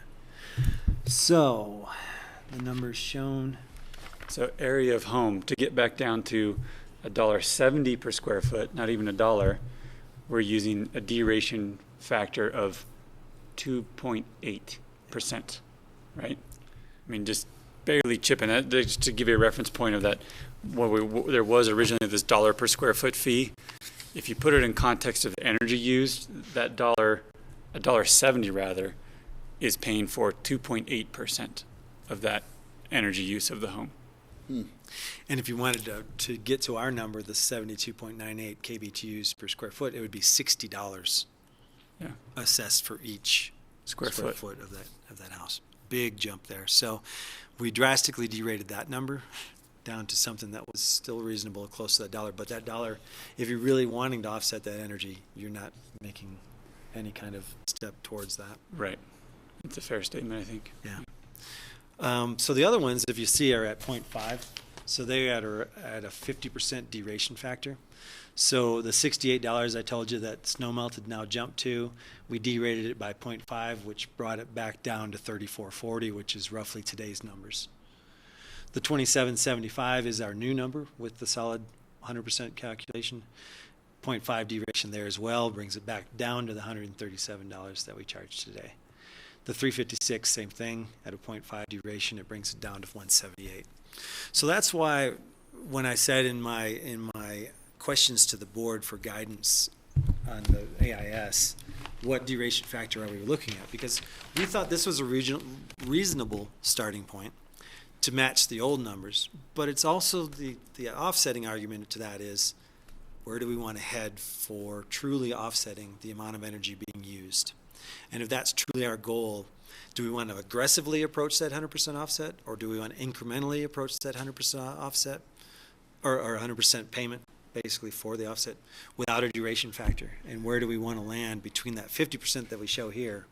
Because I wouldn't want to go below that, obviously, because that's today's numbers. But somewhere between that 50% and that 1. So these are the 1. directions you're leading me to lead to the board. I think we can go into this now if we're ready. If there's any more discussion, I think we've had a lot of discussion. I mean, but we're going to have more. But I think if we start to address these items on the AIS, I think we can maybe get some. Perfect. Yeah. So let's start with the first one. Does the BOC agree with the rent modifications, and does the BOC have direction for staff regarding the percentage of duration? So that's just a rhetorical question, basically. The definition of duration is there. Staff recommends updating the background calculations to today's values. So that's all the math we did behind the scenes. So that's just the math to get to that 100%. So do you agree just with that thought process of getting this background stuff open to the public as far as being able to see it? It's very visible, and that this new number based on offsetting on site instead of at a solar farm off site or a wind farm or whatever, we are producing that energy on site. Does the board agree with that concept behind where we're heading with this new adoption? And what is that actual percentage? Because what comes to my mind is you did the 100%, 50%, or? We're not to the duration yet. Okay. We're just to the math of, and explain that a little bit more about. I mean, basically that we talked about early on, the twofold goal of clean everything up, get rid of, there was, frankly, some minor errors in there, clean that up, daylight all of the thought process and math behind it, and convert from an off-site philosophy, which was the wind, the 3.5 cent kilowatt per hour premium times 2, which was something that Randy Udall came up with a long time ago, to know the goal is to what is the cost to put the PV, and we're using PV simply because it's the most common and I think in most instances most affordable of the renewable options. Nothing magic about it. Right. And that change in philosophy. So that I think is what Brian is asking, is do you guys approve of those changes to the, and frankly, it had already happened halfway because of things that had happened through the city, and it's really just taking a process that had already evolved over the 20 years of REMP and solidifying it. Okay, all the fees and the credits are based on this one philosophy, which is PV on site. Right. And that had already been evolved. It evolved into that accidentally, I guess, or not. I don't know if accidentally is the right word, but incrementally. It was a good unintended consequence that we got. So the principle is the true up of those numbers, and if you read through the notes to the side, it explains those different costs and where they were derived from. And then if you go through the BTU per use, those are the kind of the factors, those multiplier factors that we're talking about. And that's based on standardized information that we got from the solar industry and people that we basically tried to match those numbers with the city's concept and precepts behind that. And sure. So I guess what I'm asking is, do you agree with that concept? Rachel? Yeah, I guess I'll say I agree with that concept, and which I think is, asking both the first question, the rent modifications, and the direction regarded the percentage of duration, and you guys are suggesting a 50% duration. We can we're going to that next. Yes, the Okay. 50% is what we're We proposing. kind of offset, we wanted to go to that. That's okay though, Yeah. because Well, I was just going to say, I'm okay with that. Okay. And what it also strikes would be valuable is that the BTU per use, I think we should give folks a calculation of what that energy use would cost or will cost, based on whether it's Holy Cross Electric or whatever within our community, so that it's not just in these BTUs here and then dollars into REMP. It's dollars of how much it will cost you energy-wise to run this home to begin with. Because it's a valuable number. It's a valuable context for the REMP fee. And that if this is reducing, again, back to that idea of encouraging more on-site than payment in lieu. As long as those energy costs are updated on a regular basis, Sure. I would agree. I mean, natural gas fluctuates monthly. Oh, yeah. Yeah, I mean, maybe you have to take a 3-year average or something, or Sure. rolling average, things like that. And then the other thing, I know the goal is to make this more transparent, and I think more work has to be done on that, because you seem, I know I, as a layperson, get lost in this very quickly and readily. And it kind of makes the numbers seem unbelievable, as opposed to, here's the documentation, or here is what a 13,000 square foot home with all these amenities is going to use.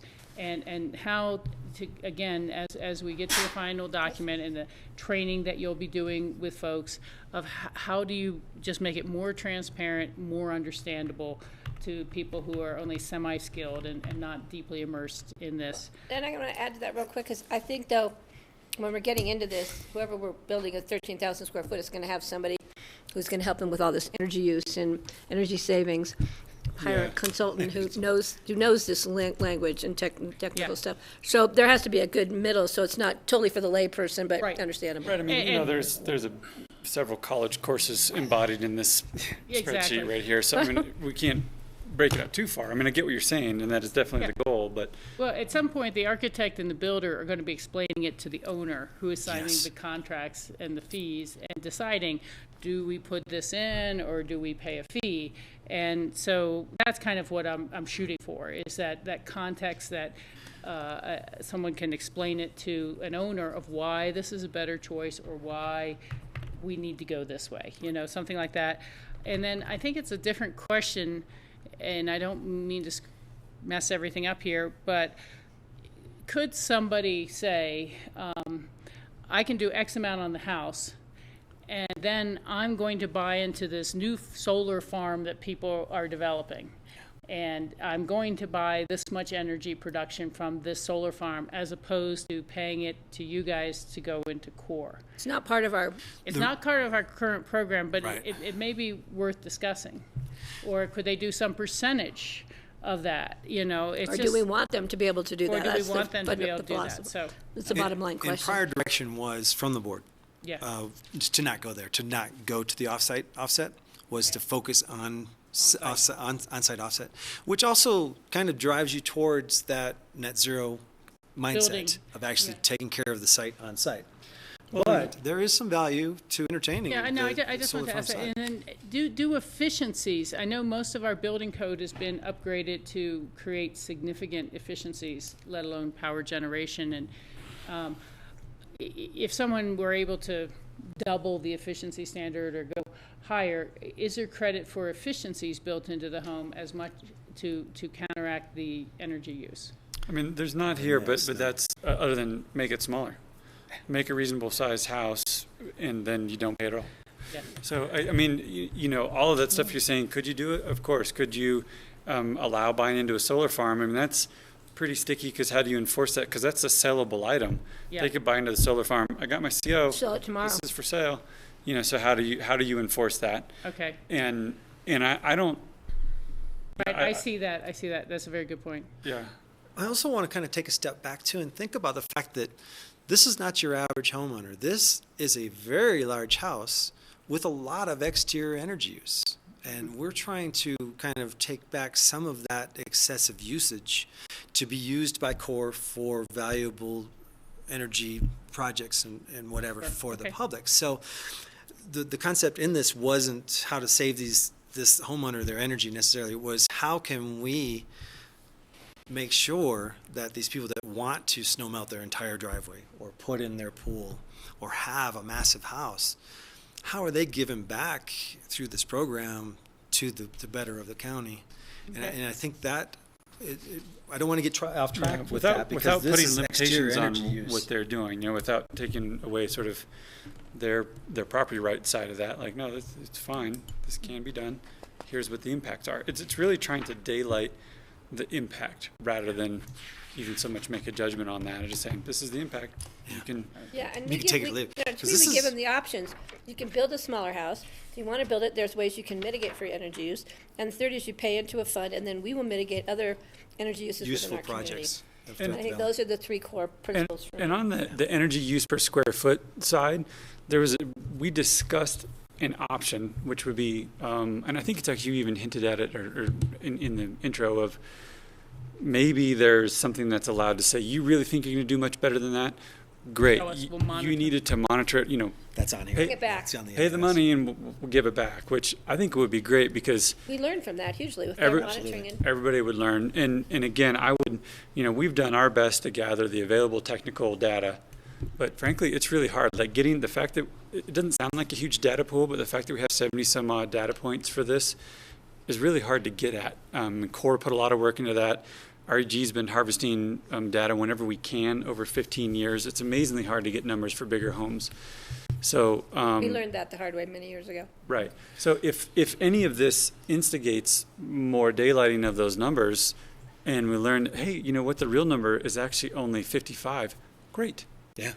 I mean, that's wonderful. You might also learn quite the opposite. So I think that's really inherent in the fact that all these variables are now adjustable, by the board, not the individuals, is that there's the tool given to learn if more data can be brought in. And I would encourage that homeowner to say, no, I can do an amazing job and do this so much better with my 13,000 square foot house. Great, prove it. We'll readjust. And this is the backdoor to the background math that we did. The complicated math has been done.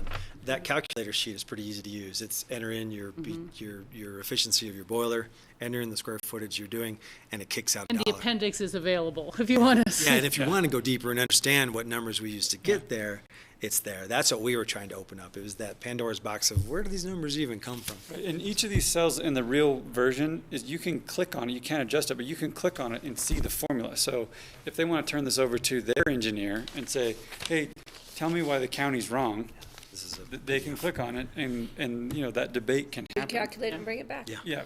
Versus in the past it was notes from meetings Take it or leave it. Numbers in too. filing cabinets and people's memories, so. Yeah. I remember once we had Stephen Knipe come to a Club 20 meeting to explain our REMP program. Was the room lost? And I believe everyone was so lost about the calculations and energy use. I don't think it translated into something that other communities would want to pick up. But the other kind of thing, and I don't know if this really would get too crazy, but it'd be great to be able to take some of those B2Us, and this is how much you'll probably use annually. And if you're coming from Holy Cross Electric that has a X ratio of natural gas, purchased coal fire, and renewable, this is what your emissions from your house actually generate.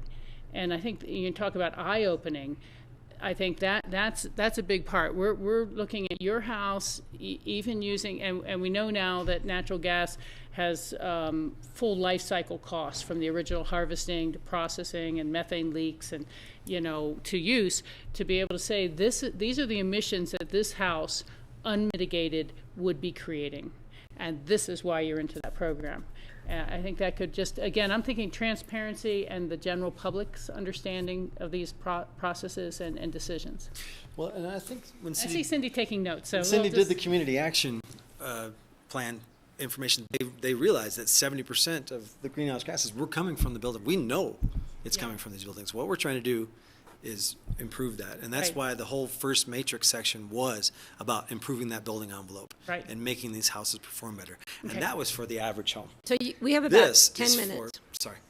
this is for those guys that still want to build a trophy house. Okay, sure. Still want to put in the pool. Okay. And still want to do that. And how can we get back money back? So I got it. think you were at the phase of, we want you, the questions, the direction you need from us. I'm trying to get Yes. us back focused. And we're on to item 3, which is staff recommends the addition of the house size rent fee based on the KBTU per square foot energy use, For 4,000. similar to the way we calculate snow melt. The BOC has requested staff apply that house size rent to houses 4,000 and over, so change from the 5,000. And they also requested the possibility of doing the monitoring, which core seems like they said that the Holy Cross already We have the place we can offers plug some in of the those numbers, ways to yeah. do that. So I think that that's an alternative we can put in the actual ordinance when we bring it forward Yep. of a monitoring option. Everybody okay with that? I think that we would have to also put in, like you were saying, change of ownership or whatever, that monitoring has to be continuous and reported back to core to continue that adjustment. Otherwise, those fees would be due. Maybe there's a clause there that says this is in lieu of payment. However, those payments will come due if the monitoring You know, ever the other ceases. concern to me too is if somebody comes in and does an audit, pays the money, does an audit, comes back and says, look, I used much less energy, blah, blah, blah, and then next year jacks up all their thermostats in there. So we need to have some kind of recourse, and that will, we're going to refund, but, because, a lot of people are smart and they will do that. Yeah, I think that's why that monitoring would have to be Yeah. for the duration of the life of that home. Yeah. Okay, so we're on 4? We are. Yay. Staff recommends the addition of the heat tape component, and I think there was agreement I think to you've that. got unanimous support for that. Great. So Look at that. We're moving I think we have along. enough direction to come back with an I'm ordinance. going to let Steve and then Rachel. Is that okay? The one thing I'm hanging up on, and maybe without crunching all the figures and figuring it out, the house that the most expensive one, they paid over $1 million. That was at 100%. That's 100% for the Yeah, 13,000 they square didn't foot pay. house. That was an example. These An guys were example, using. yeah. They would have. So that came out to $83 per square foot for their rent fee. Right. Above the 20-something. And the third example came out to $20 per square foot for the Total rent fee. for So everything. with a 50% duration, they No, came it's out not- paying 1/5 of No, look at can you pull the durations back up again? Sure. And It's that's I don't. Minute. let me I don't explain understand it. It's that. a How you get 50% duration of the snow melt pool and spa. Yes. It's a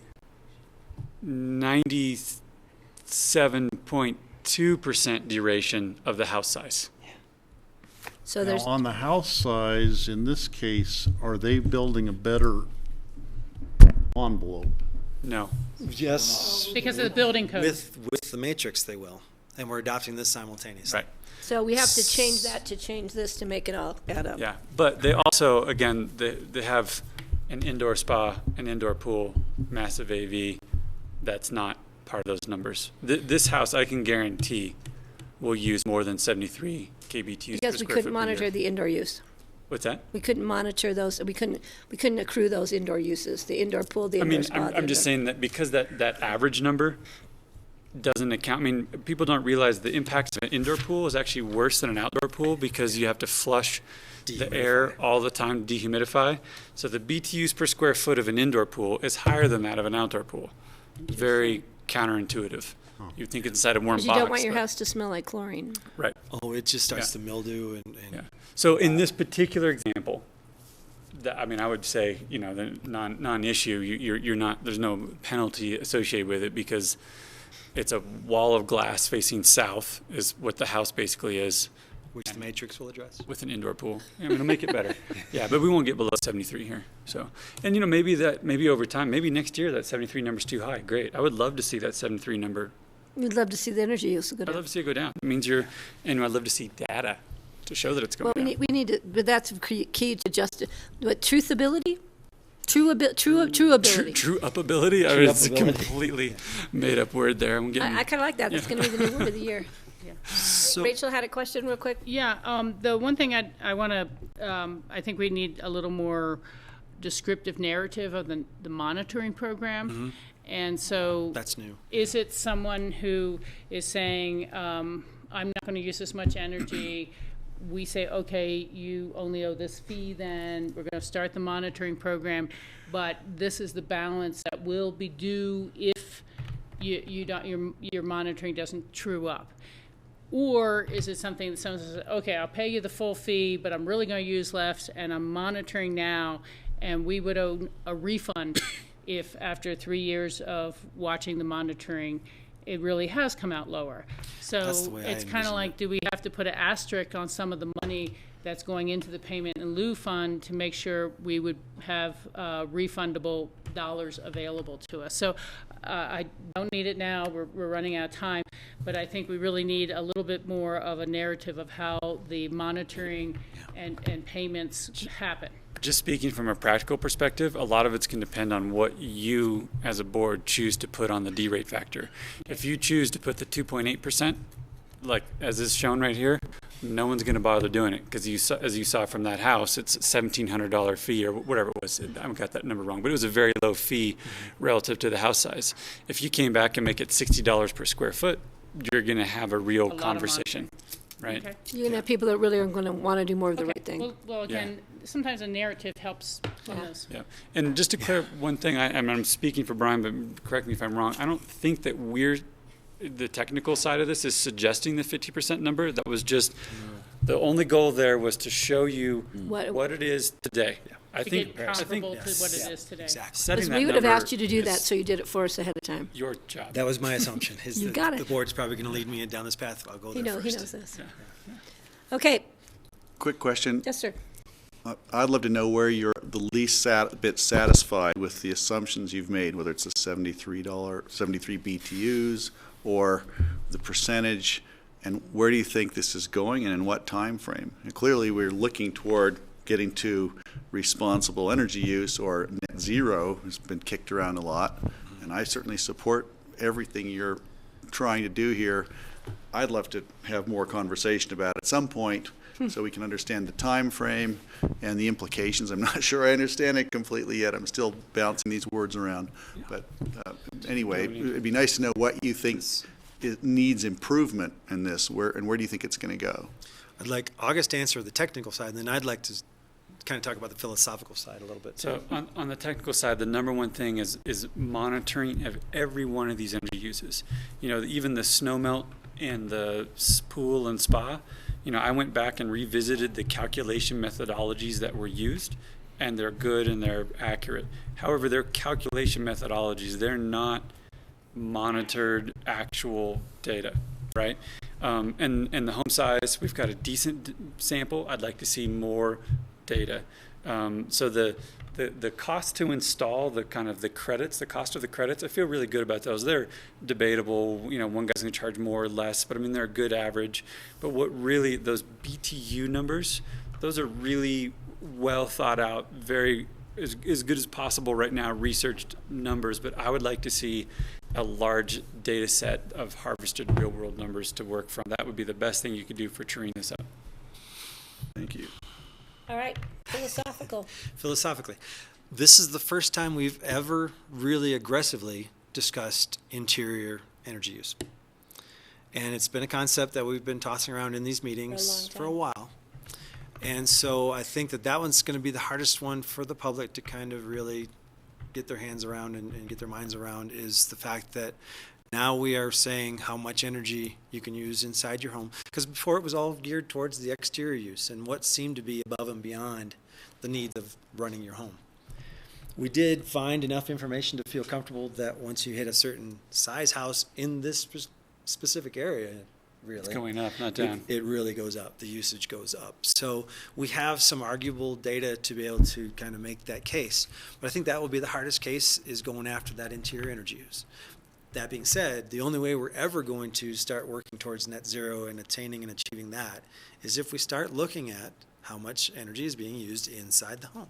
By the whole development in total. REMP was only designed to deal with exterior, somewhat extravagant usage. you know, a Well, pool and I in think- Colorado is a little extravagant, you know. Well, I think that made great sense in the beginning when we first created REMP, and I think we've learned a great deal. And I think we're learning that now, like you said, when you get these bigger houses, when you go in and look at, Jack Hatfield was always the one saying, look at all the computer, look at all the, you know, the sound systems, the security systems, all that stuff is sucking energy, and we knew it, and it's part of when they build a big house, they add those amenities interior, and it was a learning process, and I think the community needs to learn with us as we move along. Cindy, I think you probably. Well, yeah, I think to answer Greg's big picture is that what we know now with our greenhouse gas inventory, our emissions inventory, is that 70% of our greenhouse gases in Pickens County come from the built environment. And this is one tool, and REMP is one tool at getting to reducing those greenhouse gas emissions. So I really liked what Rachel had said earlier, and I've been thinking about how if we really can truly understand the emissions created by a household, then we know much more measurably how we're doing relative to our goals for reduction of greenhouse gas emissions. And that's going to be coming back to you with our climate action plan. That's what we're working on too It all fits together. Thanks. Thank you. Steve, and then we're going to wrap so we can. Okay. There's a company that is now making a solar panel that does the solar hot water and PV. They say that it cools it off and that makes the PV part work better. When you're doing a REMP calculation for something like that or something innovative like a whole rooftop with roofing tiles that are solar PV, would you calculate each of those separately in terms of how much it needs to be it's actually producing? SRCC rated to qualify, so it can't be And what is that? Solar Energy Rating Council, SRECC, I believe. That's it's it. listed on there. Yeah. Well, Anyhow, but federally acknowledged rated panels, so that it's not. There's been a lot of those. We call those twin panels that come out, and each of the companies has died off because the production is actually really hard to verify. It's also not quite so true in a climate that's predominantly cold, where that cooling effect isn't necessary. And third, the thermo side on the back, it's already had a lot of the energy absorbed by the electrical side, and so it's a greatly reduced number. So it's not just the same as having them both. So you have to look at them differently. But if it has a rating that can be applied, then I think the answer is yes. Yes, but I did have to send something away because they didn't have that rating. Yeah. Actually.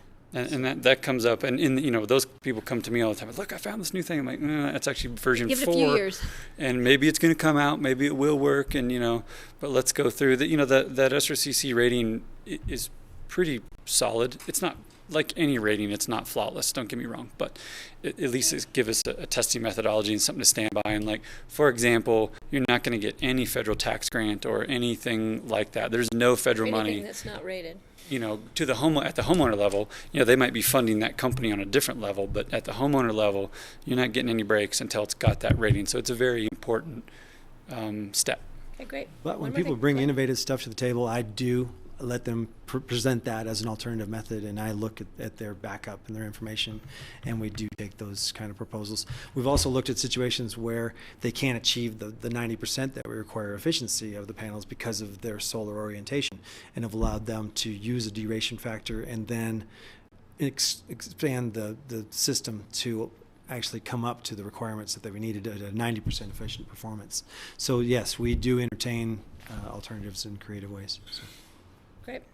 So Brian, did we give you? We got your 4 questions. I think we have solid direction. The only question still on the table for when we come back with the ordinance is, where are we comfortable with that amount of duration? Do we want to just start out at the gate coming close to today's numbers, knowing full well we can adjust towards the future? Or do we want to come out the gate with a slight adjustment, knowing that we don't have much time? If we're ever shooting for even the 2020, right. That's 3 years away. That'll be a good question to pose when I think that's going to be an important discussion for coming And I back. think you're getting There's those 5 D rates. When you say that 50%, that's only 3. We have the house size and the heat tape. The house size and the heat tape, I haven't heard any direction here. Really. I'm just talking about, do you Heat like tape, we the way said go. we reduce those numbers to stay in line with current numbers? And I think the board supported bringing heat tape into this mix. Oh, I did ask that. Yeah, but at what duration number. I mean, Correct. we need to give you a real size because you're going to see for most homes that number will get really big. Okay. Maybe we'll just propose one and put it up there. Yeah. I don't think you want 100%. Rachel, and then we're going to wrap. Yeah, I don't think we want to be discussing the duration ratios during the hearing on the ordinance. Okay. And so I hate to say one more work session, but maybe if it's on Okay with solely that topic. I think it's worth the I one think more it's work worth the session, but discussion. we're going I to have think to have it. we've made a lot of ground. And some of these other comments that we've made or discussed, perhaps we can see where it's going as well. But I don't think that's a valuable format was assuming we'd for have that working it through. discussion. Yeah, I think I'll solidify the 4,000 number that Yep. you gave us. We'll talk more about the monitoring. We'll get that more into a presentation on how we would accomplish the monitoring if we go there. Okay. And The emission numbers duration would be number. great to have in that We can have some conversation. examples. I mean, we could Yeah, add the on- examples using this 13,000 with the numbers you had, makes it pretty blatantly Yeah, clear. we can use that real house. That's great. That was great information to give to us. All right. Thank you. Thanks very much. Thank you. We're Good job. getting there. We are getting there, yeah. We have a 15-minute break now. Does the board want to take that now since we got a little break before, or do we want to finish up some open discussion? I'm okay pushing through. We had Yeah, a John? 5-minute before this one started. We can keep pushing through. Next thing on open discussion is in your packet, there is a RAFTA grant support letter. And then yesterday, we received another RAFTA grant support letter. Is it for the same grant or? I didn't see it. Oh, there's the very The end. very last one, page. Yeah. So they are different, Rachel, I believe. Thank but you. For the similar. Is one of them the one we're discussing at the OTC later? No, these are different. No, this second letter is about the battery electric bus program, and I have a lot of questions. So Not a lot. Oh, I've got my name on this letter. I may not be able to answer those, but I do see Brian here. He may have some answers for those. But so the issue of the grant that RAFTA is requesting is separate from the EOTC funding, although it's all for the same project. So the grant is not dependent on the EOTC funding for the federal grant, and I believe these are both for the Low-No grant. Or no missions. I know we have a quick turnaround on grant support letters and grants, so, my questions that I have are more specific to the electric I bus. apologize. These are the same. Look to be. Well, so the one is administrative and operation funding, and then the new letter is the same as the EOTC discussion. Right. I'm okay with the first letter that's in our packet. Yeah. And I thought the one thing I would add to it to try to beef it up a little bit is to mention that the RAFTA bus system is a critical connection to the bus tang connection that CDOT is funding out of their transportation dollars. They're Makes funding. sense to, Yeah, and tie the that, two. that I think is really an important thing, that for residents who need to travel these corridors, they have Bustang, east-west and Front Range. So I think that would be, help this grant request. So what about the second letter? Do we want to wait till after we have the discussion at EOTC, or is there a time frame on it? Brian, if you want to come up and introduce yourself since you're in the room. Do you know about the Low-No grant at all, Brian? Just enough that I was part of the team that decided to go ahead and submit for that grant.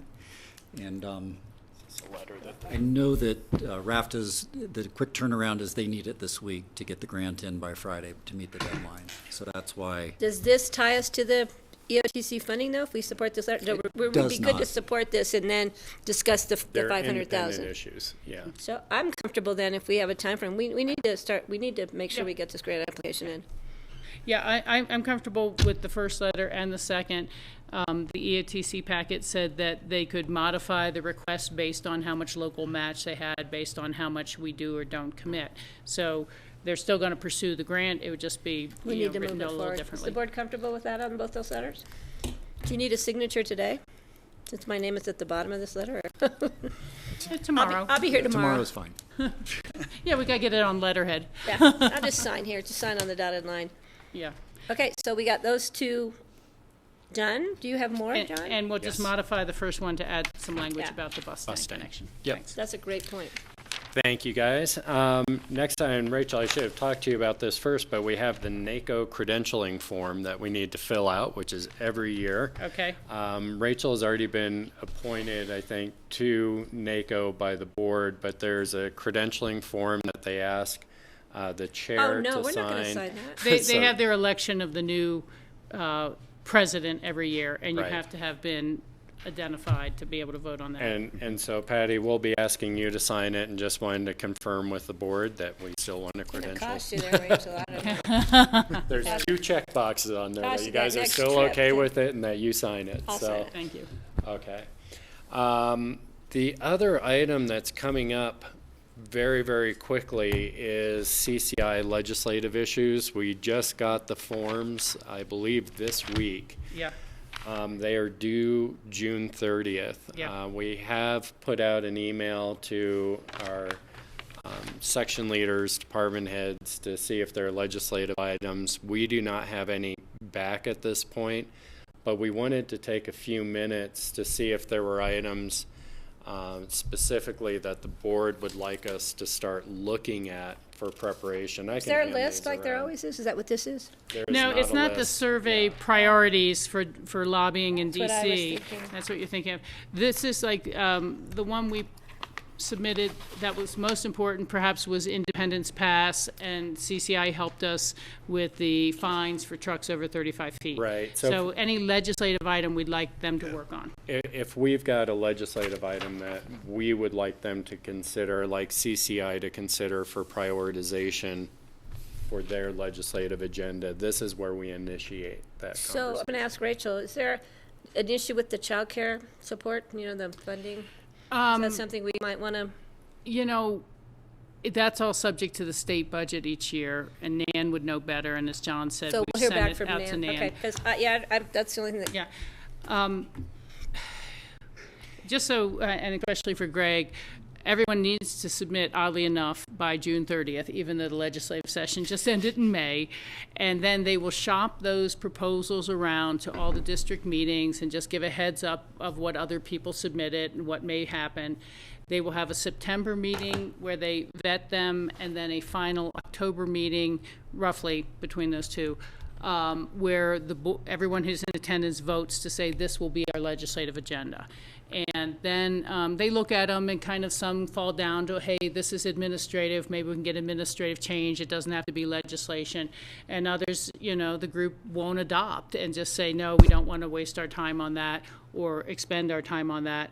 And then after October, they start finding sponsors and writing potential legislation to submit when the General Assembly comes back in I think January. Greg needs to know too, because Greg, I don't think you know this, and Rachel, I don't know the numbers, but each legislator has X amount of bills that they can bring forward. Five. So this is a key time to get all your ducks lined up so that, because they have a time frame in which to introduce the bills that they want to support and move forward. So if you get in late and you're number 6 or number 7, you're out, you're done. Yeah. And, I haven't per se thought of any, but I know there was an affordable housing funding mechanism bill that did not pass this last time. It was going to double the documentation fees that people pay, which is based on home value, to the clerk's office. It was a very small addition, fought heavily by the home builders in the real estate industry. And it's like, if $30 fee is going to stop one from buying your home. But that might be the type of area we'd like to see CCI take it up as a CCI measure of finding a statewide funding source for affordable housing. The other is, after watching the failure of this transportation bill this session, to think about whether we would like to ask CCI to find, and instead of being reactive, and it could be modeled very Come up much with our own. on what really hit the end of the day of that transportation bill that was killed in the Senate. Those two kind of pop up to me as big picture items. As an update, the hospital provider fee did pass, and it included, I think, $1.8 billion worth of bonding for transportation. Interesting. Based on the concept that this hospital provider fee, which charges you $10 a night, every night you're in the hospital, and it's matched federally dollar for dollar, and so now it's a nice increase to the state budget. But there's no guarantee that that source from the feds will continue in the future. It could be something that the feds say 2 years from now, 3 years from now, we're not matching you dollar for dollar with your hospital. So the state could already be bonded for $1.8 million. And that funding that payment of the bonds would run out. Without a repayment source, and they're using a form of certificates of appreciation against state buildings as the collateral for that. So, there's a lot of uncertainty about the state budget in my mind. And this is just so all of us can think about it, and we usually put it out to staff to say, are there administrative or policy changes that are needed? We did submit last year on the restaurant inspection fee, and we got some small modifications there that, we and Mesa County and Weld County had wanted. So we were working in partnership. And so it's just something for us all to think about and really hear from our staff, I think, as much as anything. But and others. Steve, do you have something you want to throw out? Well, along the same lines, in the CC4CA is also looking at strategic planning, looking towards the next legislative season. What kind of legislation CC4CA would like to bring forward? So it's basically this exact same process, with no set deadline right now, like June 30th to get it in. But if we do have any sort of energy-related items, bills, which the transportation funding one is very much related to energy. And continuing to fund a real Department of Energy at the state level that.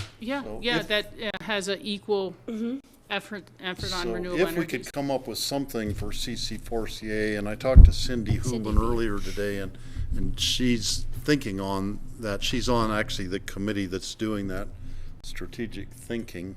Yeah. But if we can think of something we'd like to bring forward, that's energy related that CCI probably wouldn't take, that would be an avenue we should take it forward. I would agree with that, Steve. The other thing, of course, is that legislators across the board will come up with their own bills, and then CCI will vote to oppose, stay neutral, or support.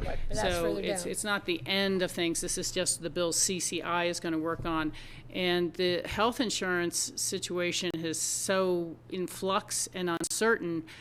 We worked really hard to get that bill passed, that there could be subsidies through the state of Colorado of people between 400 and 500% of poverty level. The governor's. But these are just very, very uncertain times, and so it's really hard to say where it should go. So just everybody kind of scratch your heads and keep thinking about it. We have a little more time. Greg? Two things that pop up. One is looking at on a rudi, aquatic nuisance species, thinking, is this something that we would take to CCI or CC4CA? I think it's a CCI, and that was wrapped into the Colorado Parks and Wildlife bill to have some funding for that by creating a boat sticker registration program and things like that.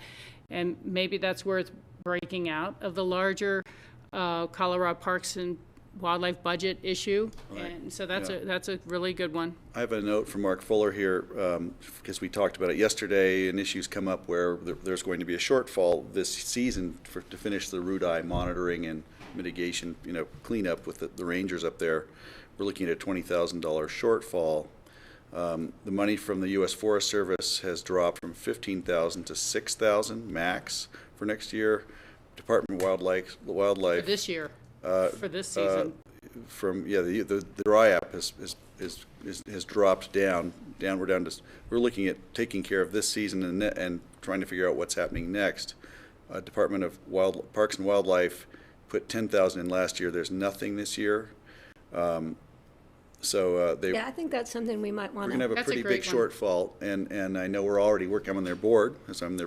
Then we can get Eagle County to, we do the. We're going to work to get all the members to start participating. We're also going to look for other sources of funding because it's looking like $25,000 or $30,000 total shortfall in order to get this season get it through the end of this season. Well, we need to be looking to it, what's the shortfall for all the other reservoirs and all the other water Well, systems. So right. we need to be, because if Yeah. they aren't doing the monitoring, that makes our issue even greater risk over here for us. It seems like there's a lot of interest in it, but we need to really focus on finding this money now, as it's not coming from them. The other thing that I saw is just reading the headlines about how all of a sudden, the coal development over up in the North Fork is now back online and with vigor.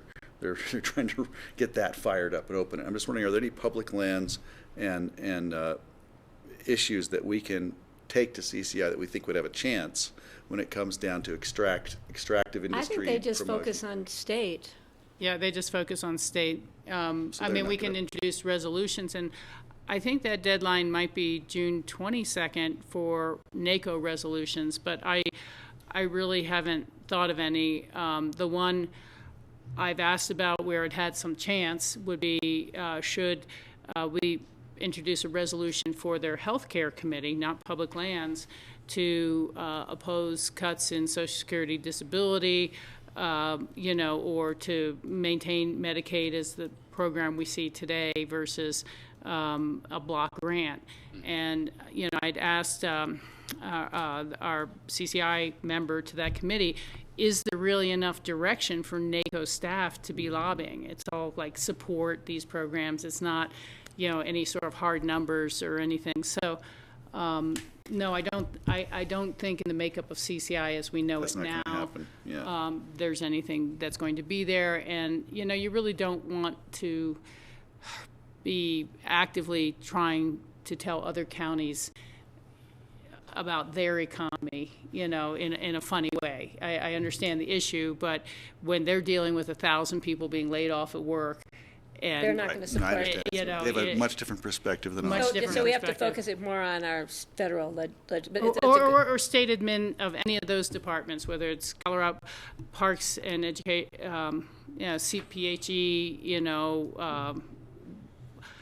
anything. I mean, I'm not prepared to say I think we should submit a form on this, but John, just really kind of keep shaking the branches with our departments, and even if they're kind of statement legislation, that we get that discussion going. Okay, got enough info there? What's more next on your list? Do you have more open discussion? Actually, that is it.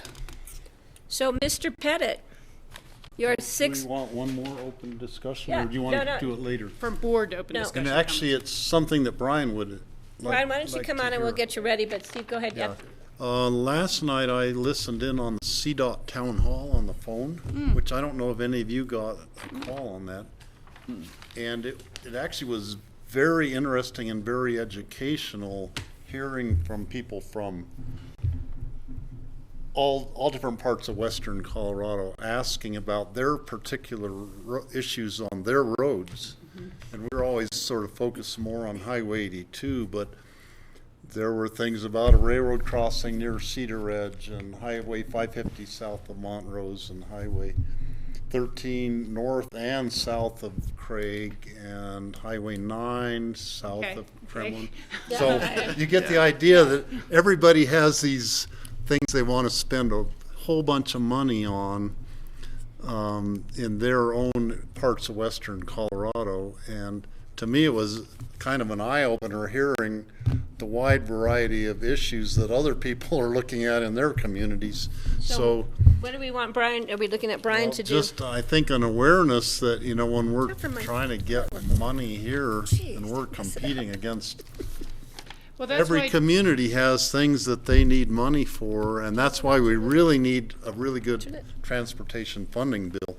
Yeah, I agree, and Brian and George, as our representatives to the Intermountain Transportation Planning Region, hear all the issues, and they prioritize and rank them for the extremely limited funds that flow towards us each year. So, pretty well aware. Yeah. Go to a couple Club 20 meetings, and you'll hear about everyone's roads too. All right, more open discussion from the board? I don't have anything until we get to board reports. One quick thought on the bridge closure from Glenwood and the congestion that we expect to see on Independence Pass. I was just wondering if there's, who do we need to reach out to, or do we need to reach out to the state regarding signage on the other side at the intersection with Highway 24? Can we rent a piece of land and put up a sign ourselves that says, do not enter here if you're over 35? You know, whatever needs to be done. On to the put Lake up County notice. side? Why not rent land from someone and put up a sign? They're actually coming back from Denver, or from the CCI meeting. They did have one of the electronic bulletin boards. Excellent. Right, as you start winding And your they way have up. signage with flags And every. there's a sign with flags, and there was a sign even closer to Leadville, you know, better, that yeah. told you That's a that. new one. Yeah, and so So they I'm can not make the choice. disagreeing that we may need to beef it up and do more. I mean, I could really see having the value of paying somebody over there to sit in a car on, you know, a few days a week and just be radioing, you know. It's on weekends. But Who it's knows? something to talk, I think Joey, as a sheriff department, with the sheriff department of Lake County, and see what we can do together. Because we'd have to be calling their sheriff office, well, unless they're up that far up the pass. I think it's a question I know to bring. we've opened up to try and have staff level discussions, you know, more at the public works level initially on traffic control and such. And I don't know if we've gotten anywhere with those at this point, but You know, I think what we determined was on August 15th, we're going to find out a lot. And I think we'll respond That was a good appropriately determination. with signs, and if we need to post people up there because the problem is so extreme. We just don't know. Yeah, I would just like to be prepared to post the signs where the decision maker, the driver of the truck, can make the right choice at that time rather than drive 40 miles out of his way before he's given the Before he gets to the turnoff, choice. yeah. It's good to hear they have one in Glenwood. and there is a lot of signage from Glenwood on up, as well as Lake County from Highway 24 up. I think last time I drove it, I There's counted like five wow. or six signs. That's a lot more than Excellent. Well, that's But good I to know. think the signage isn't unfortunately stopping the trucks now. We still have that issue of trucks passing those signs, and so we need to potentially look at that window, at least during that window of the bridge closure. Are there other solutions? Steve, did you have another? Yeah, no, it's along that same line. I remember now seeing the CDOT electronic sign saying Independence Pass, no CML allowed. Didn't say anything about 35 feet. Didn't say anything about a commercial vehicle under 35 feet. It just said no CML. So it was sending the wrong message, and it's going to confuse people. What is CML? Commercial. And ML? you know, Steve, I think what it CML? was a split message, because I saw that It too, flashes and then one and it flashes another. yeah, and then it had the 35 Oh, feet. if you but were when you're there going and saw by, long enough. Slower, Punchline Steve. comes after you've passed. I got a lead foot.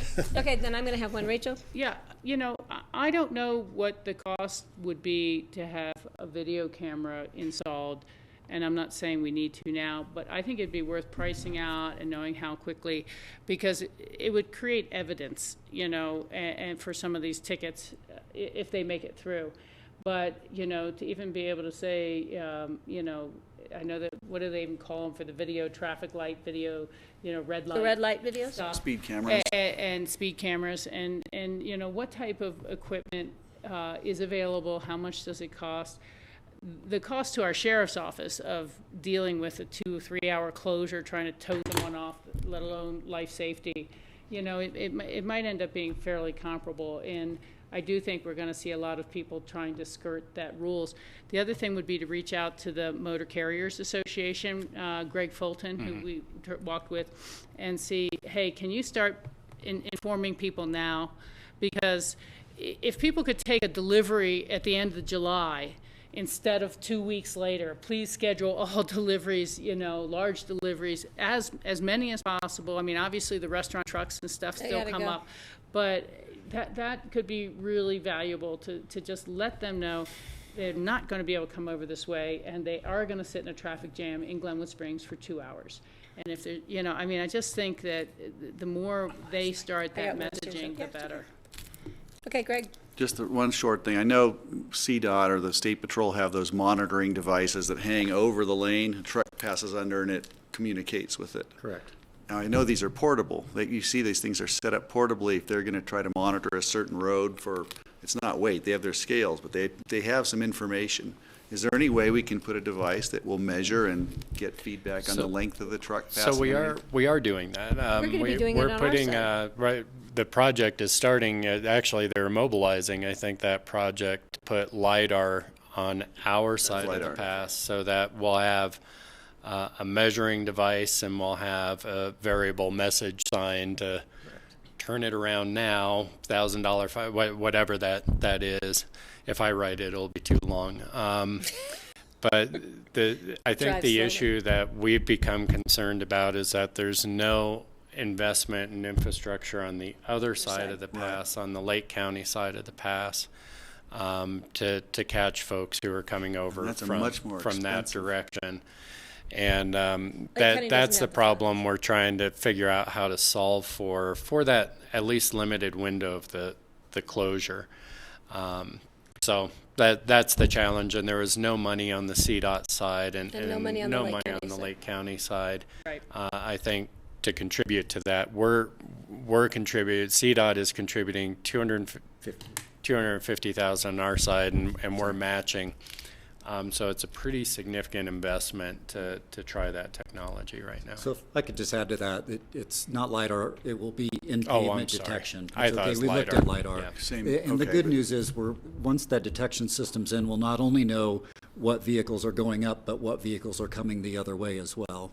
So there'll be detection in both lanes of Highway 82 to determine So if we have length. 10 that went up and 30 that came down, we know there's a problem. It would be nice to have it on the other side of the pass. And I think that gives us an argument to make that argument with CDOT. And they're watching this closely. This is an experiment for them. If it works on this side, I think we've got a good argument and a good chance of getting installed on the Lake County side.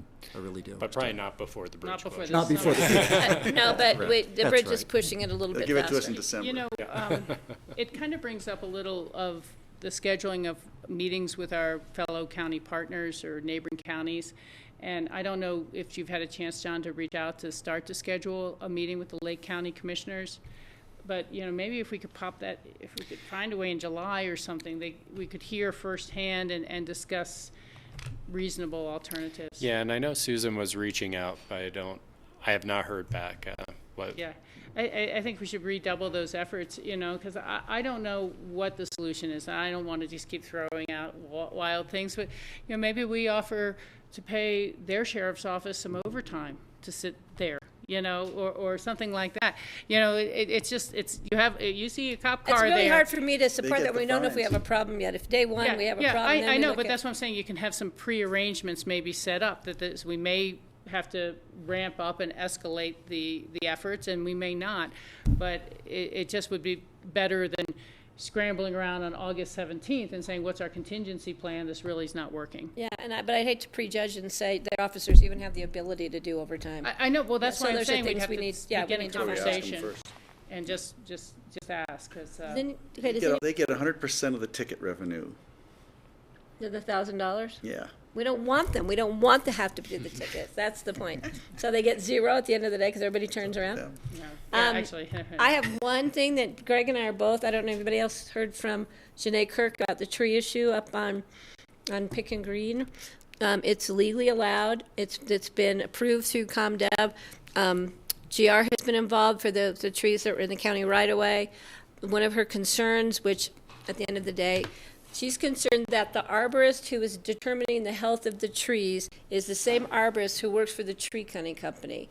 And she sees that as a conflict of interest because if he says the trees are healthy, the tree cutting company doesn't get any work. So this is an issue, John, for future, maybe talk. I think there were material representations made in the hearing that the arborist. No, this is not that issue. This is a different tree issue. Oh, okay.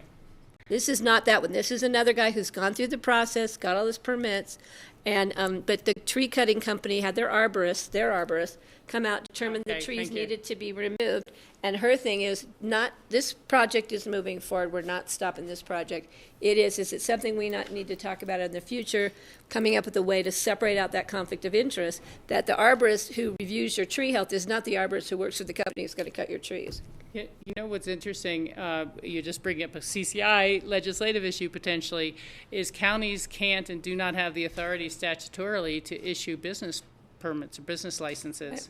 And I know that Peter Runyon tried to get that because Eagle County has all of Edwards and all of these towns that are unincorporated, and he said, we just want a sense of how many people we have doing this, that, or the other thing.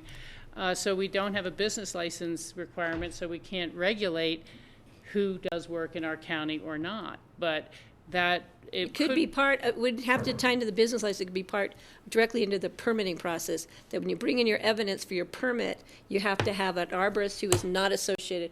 I don't know how legally we can do that. That's the question we're going towards. I think it's something we probably need legal counsel on. We need the attorney's office to say what we can do statutorily. Can't do that or not. But I told it might be a restraint of trade. I told Janae that I would bring it up, so she is not coming to public comment tomorrow to present photos and videos. She has sent us pictures of live healthy tree stumps that were cut down because the arborist had said, oh, these are sick and old and dying, we can cut these. So we want to kind of see if there's a way to separate out that conflict of interest. Okay, and well, let's bring in ComDev and the attorney's office. Yeah, so that's just a future. You can get to a point where it's a restraint of trade issue. No, that's why. That's where we're going to. I just want to let the board know that Greg and I both received calls and talked to her, and we're going to move it on because we're not stopping. She wanted us to red tag the guy now, but he's legally permitted. So now, Mr. Pettit. Yes. Would you like to prep us on EOTC? Well, I will do my best. I'm just going to see if John Kruger's here, and he is not, so which is okay.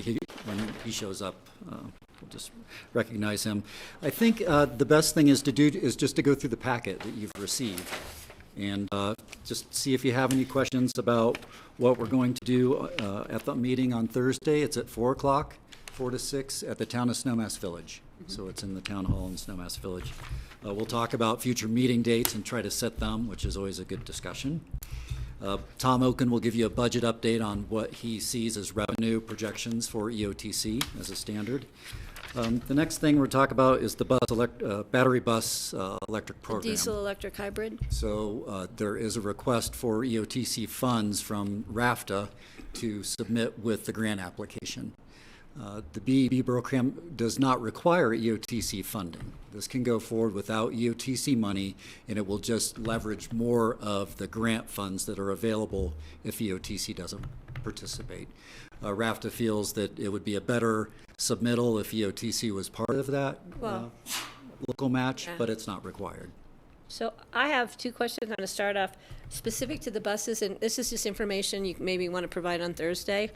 Are there any other communities who are experienced with using these new hybrid diesel electric buses? Yes, and most of them are in California on the coast. None at altitude, none at, we know of? That's a good question, and could you just give me some information? And the second one was the cost of rehiring or hiring or retraining our mechanics with RAFTA because it's a very technical change to go to hybrid electric diesel. And so what's that cost going to be to RAFTA as far as that long term for the bus maintenance staff? Okay. As for the chargers and all that, that's more micromanagement, where they're going to be, with how they're going to do that. And, if the chargers go down or the buses, that's just technical. How long does the charge last? But those are my two primary are the other communities and their successes and failures, pros and cons, and the issue about staff, because our current staff is probably not trained to maintain these buses. Great. That's a cost to RAFTA. Thank you for that prep. Mm-hmm. I had, on that same topic, I had a thought. It seemed to be, can you guys put in $500,000 or we'll go ahead without you? And it seemed like there's got to be a medium to say, and maybe ask or try to flesh out with RAFTA, what if the EOTC said, well, we'll put in $200,000 versus $500,000? And I think that conversation needs to be in the context of what other capital needs are out there or have been out there and continue to be out there. We keep talking about whether Brush Creek should have flush toilets someday or should, so let's take a look at context, because we also have a information only item, but another $285,000 worth of operating costs question. And so I think context for both of those conversations would be valuable. Okay. All right, do you want to go to the next? Does anybody have any other questions about this, or can we move to the next item on that agenda? Great, thank you. Comment was just that at the last RAFTA meetings, a lot of the technical questions you brought up came up, and I think I can just relate that the technical staff feels confident that it's not a big issue, and that For them to be retrained, though, to maintain the RAFTA main chief mechanic, whose name I forget, was there, and he described what the situation was, and came away with a very strong, high level of confidence that it's not going to be a huge problem. Still a good question to bring up. I'm not necessarily comfortable with that, but I just want to relate that different change when you're doing they're asking the same batteries and questions. different electric systems on buses. And So I can ask if Kenny Ozier will be there, the lead. that'd be great. That'd be great. I think that'd be good. He probably will be, but Yeah. that would be great if he was there. Does anybody else have any questions on this item, or can we go, what's the next one is Brian Pettit's issue on this? Yes, and this really came from a discussion with the board and EOTC about better utilization of the cellular data that we received. And so we did a study using that cellular data on the transit service in and out of town.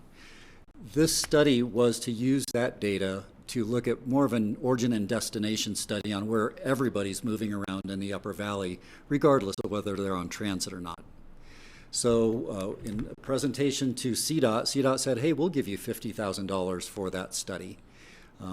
In subsequent discussions with our technical advisory committee, it was floated out that the Aspen Institute would be interested in partnering with EOTC potentially on this study as well. So that's where this comes from. It's really to use that cellular data as an origin and destination study for the Upper Roaring Fork Valley. Now, the question came forward, does this really help us solve the entrance to Aspen problem? And the answer is probably not. It's good data. It's good to know where people are moving around and where they're coming from, and it can help with community development decisions. It can help with future transit decisions on legs through the county. But does it help us solve the entrance? Probably not. I think we've got enough information right now, given our the Upper Valley Mobility Study and past studies, that we know what the entrance problem is. So it's $185,000 of revenue request of need. CDOT would give us 50. The ask would be to have the Aspen Institute match us at $65,000 or $67,000, and then EOTC would fund $67,000 as well. I am the representative of this issue. It doesn't necessarily mean the county's going to be paying that money. And Brian and I had a chance to discuss this, and I just offer some caution to the board. There's two things that I would exercise caution on this. One, is this information really going to help make a decision? Are we in a situation where more information is going to help us make a decision or not? And should we be paying $200,000 for it if not? So that'd be a question I'd really encourage you to ask yourselves, because I'm not sure that at the end of this study we'll have any more information. I think to make a decision on solving the entrance to Aspen. This is a values-based question, I think, more than a lack of data question at this John, point. if anything, it's we got all this data. What else can we do with it? That's a question. Is there something more we can do with it? But and it that doesn't seem like a lot and of that money would be a question that you guys should ask. And then I had raised a concern when we initially got into this about any scope creep. We had already had an unbid project with the study going in. I was a little concerned about that, so I just feel compelled to put a note on the table for you that I remain concerned that this was not bid out, and we might have some scope creep here. I have a question too, Brian, and maybe you can answer this, maybe you can't, but when they're looking at this data from your cell phones, you know, all the new city free electric vehicles that you can call up, it's all done on an app, and those vehicles circle town constantly. Circle town, I mean, they're driving around with nobody in them constantly. Would that pick up that data? Because it would. Yeah, so the city's solution to what they think is a problem is actually making their numbers look worse. Because you can't separate that out. Yeah. That's just a thought. It just popped into my mind. Rachel, do you have it? Well, I was thinking way back when we did the record of decisions and things like that, there was an origin and destination study done then. And it was before you had cell phone data and everything, so it was a matter of stopping people and asking where you're coming from, where you're going. I'd imagine this is a lot less expensive than that sort of effort, but it really showed that a lot of the congestion and traffic was between the kind of golden triangle of Aspen and Snowmass and Brush Creek Intercept lot. I mean, there was some pretty direct Highway 82 traffic, clearly, but a lot was us. You know, we've seen the enemy and it's us. It's just under 70% of the traffic volume is between Snowmass and Aspen. Yeah, recirculating. And so... and we should know better than... Yeah, so I don't know that you would find a big percentage change.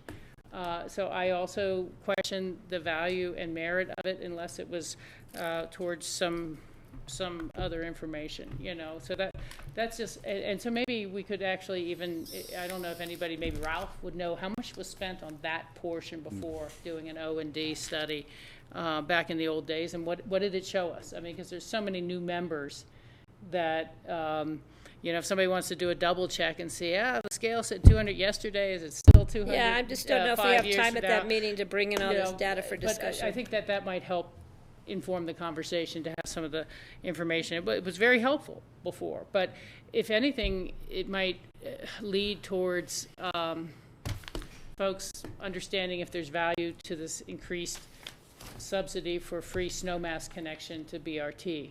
I mean, that's the only thing I can really think that it would tell you. Is it going to be worth this? How many more passengers are you really going to get off the road by connecting there or connecting for BRT down valley? But, you know, as I've mentioned before, at some point we have to realize there's a reason you create intercept lots. And the intercept lot is so that you can drive down from Snowmass and take the BRT, not that you necessarily always will have a bus to the BRT. I mean, all the Woody Creek area, all of Brush Creek, that was their intercept That's the lot next discussion. to connect into BRT. But so it does connect. That's the only real data point I think it might generate for us.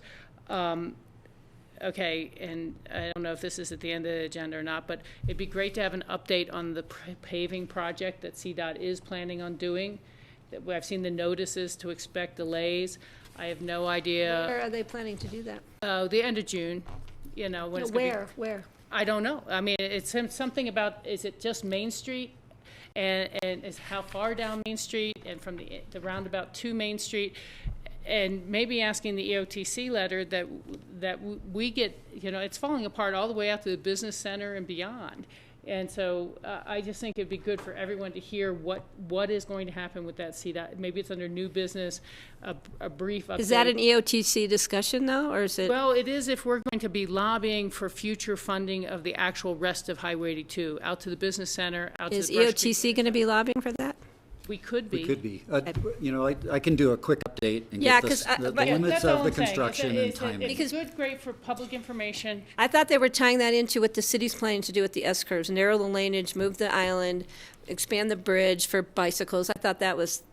No, the city couldn't get anyone to bid on that project because of the Glenwood Springs construction so problems. that's not moving forward now. And so it's more just resurfacing. I thought Highway since they'd let 82, the where it's island and all falling the apart. plants go to weeds, I thought maybe they were going to do it. Okay, so we can add that in. And Brian, the next one is the Upper Valley Mobility Study. That's correct. The only other thing that I would say about the previous study, the budget request, was we did want to honor CDOT's participation to give us that money, and so we did want to make that request to EOTC. I think if CDOT wouldn't have offered up, that request wouldn't have come to you. So And they'd be happy to have that money back. If exactly we don't use right. it. Yes, that's true. They would be shocked that we're saying, no, They we can use decided it not to to take pave your Main money. They can pave a few holes, fill a few potholes. Okay, So the UVMS, Parsons will do a presentation to give the findings to the EOTC. You have a draft summary Right. of the findings, which, not surprisingly, the bus option is substantially cheaper than the light rail option. who would have thought? And we do have a phased approach at trying to solve the entrance, which is to create a cut and cover tunnel and new Castle Creek Bridge across Morrill, and use this. I think what our technical advisory committee was looking at was the bus option. We think it made more financial sense. It doesn't preclude light rail in the future. So that's what I think what the summary will show and what you'll find out from Parsons on Thursday. The big ticket item there is really to begin design. And if the OTC and elected officials decide that this is something that we want to further, that's our next step, is to create a design that we can go out and start to lobby. For the cut and cover, so can we take any of our old designs, and that we've had how many years of old designs, or? Yes, but however, there were no engineering backing. Okay, so we have to behind take that. that This is design really and move it. correct. And so, I don't wanna be going back the next again step would on be doing an RFP and to look for engineering firms that would want to take this on, and then we could begin to compete a little more fully with our I-70 transportation partners. For funding? Right now, the things that we can bring forward are like the pedestrian crossings, and while those are needed, they're not hugely competitive in the market that we're running up against. So that would be to try and buy down the funding, because we don't really have a funding source right now to do that, right? To do the completion of a cut and cover? Correct. That's correct. But we'll have that discussion. Yeah, Rachel? You know, it's just a matter of sequencing, but there's a public vote required to use some rural property. And so I don't know if better engineering and drawings would make a difference in that public vote or not, or should you expend money on engineering and drawings Before you have the public before you vote. have the public vote? That'll be a And so I discussion. think that has to be part of that discussion. And, you know, it's interesting, I think that or maybe it's not, the electric bus discussion should almost come after this, because if electric buses would work here and they make more bus traffic palatable to city voters, then they might be more amicable towards the idea of creating bus lanes and depending on a bus-only future. If it's all the existing diesel or compressed natural gas, it might be different. So I just know that they're related in terms of public sentiment and things like that. But I think it really, there's a big question about the chicken and the egg there, about do you expend money on a design for a right-of-way you do not have authorization to use. So that should be part of the discussion. Okay, Thank you. are we now to the Grand Avenue Bridge closure? That's just an update for us? That's just an update. The most recent numbers will be provided and estimates, but And they did pave Midland. I That's got correct. stuck in it. There was no notice that you would have to sit there for 20 minutes, and I had a crying baby in the back seat and no mom to feed her. That was a long wait. Stepped in. I know, I had a pacifier. I think the good news out of that, the public has been duly notified that there will be delays in Glenwood during this 95-day Oh, yeah. period. So I think if people can make changes to their driving habits, then hopefully they'll do it. And the new pedestrian bridge is pretty cool going across. And seeing the new bridge coming over and it stops right there, you're like, you want to get, it's really interesting how, it's amazing what they're doing. That's an amazing project. Yes. I thought it was interesting seeing the steps that RAFTA has taken to use the Rifle Fairgrounds for parking, to use the West Glenwood Mall for parking, and intercept people there and then get them to. But Midland is going to be Oftentimes, I think to get them to the Hotel Colorado area, where then people will walk over the bridge and get on another RAFTA bus to go. That's the idea. To go That's up. right. So they've done an awful lot of planning and forethought in trying to make this thing work for the 3 months. And the new or bike so. trails that they've built right at the Rafta bus barn Yes. parking lot. Rachel? Just on the bridge, it would be interesting to know if there's any consideration of extending or changing the timing of the traffic light where the bypass connects with Highway 82.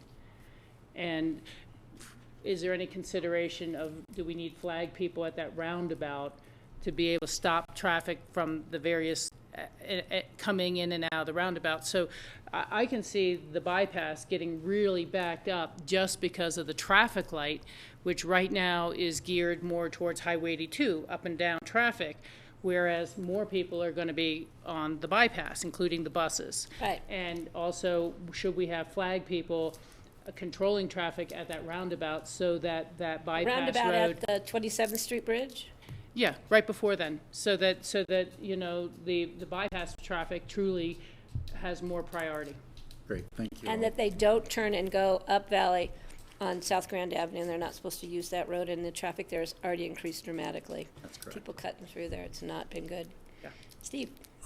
Couple of Up Valley thoughts about the 3-month closure time. Is Highway 82 in Basalt going to be 4-lane and all back pretty much to normal by that time at the Because of the pedestrian underpass?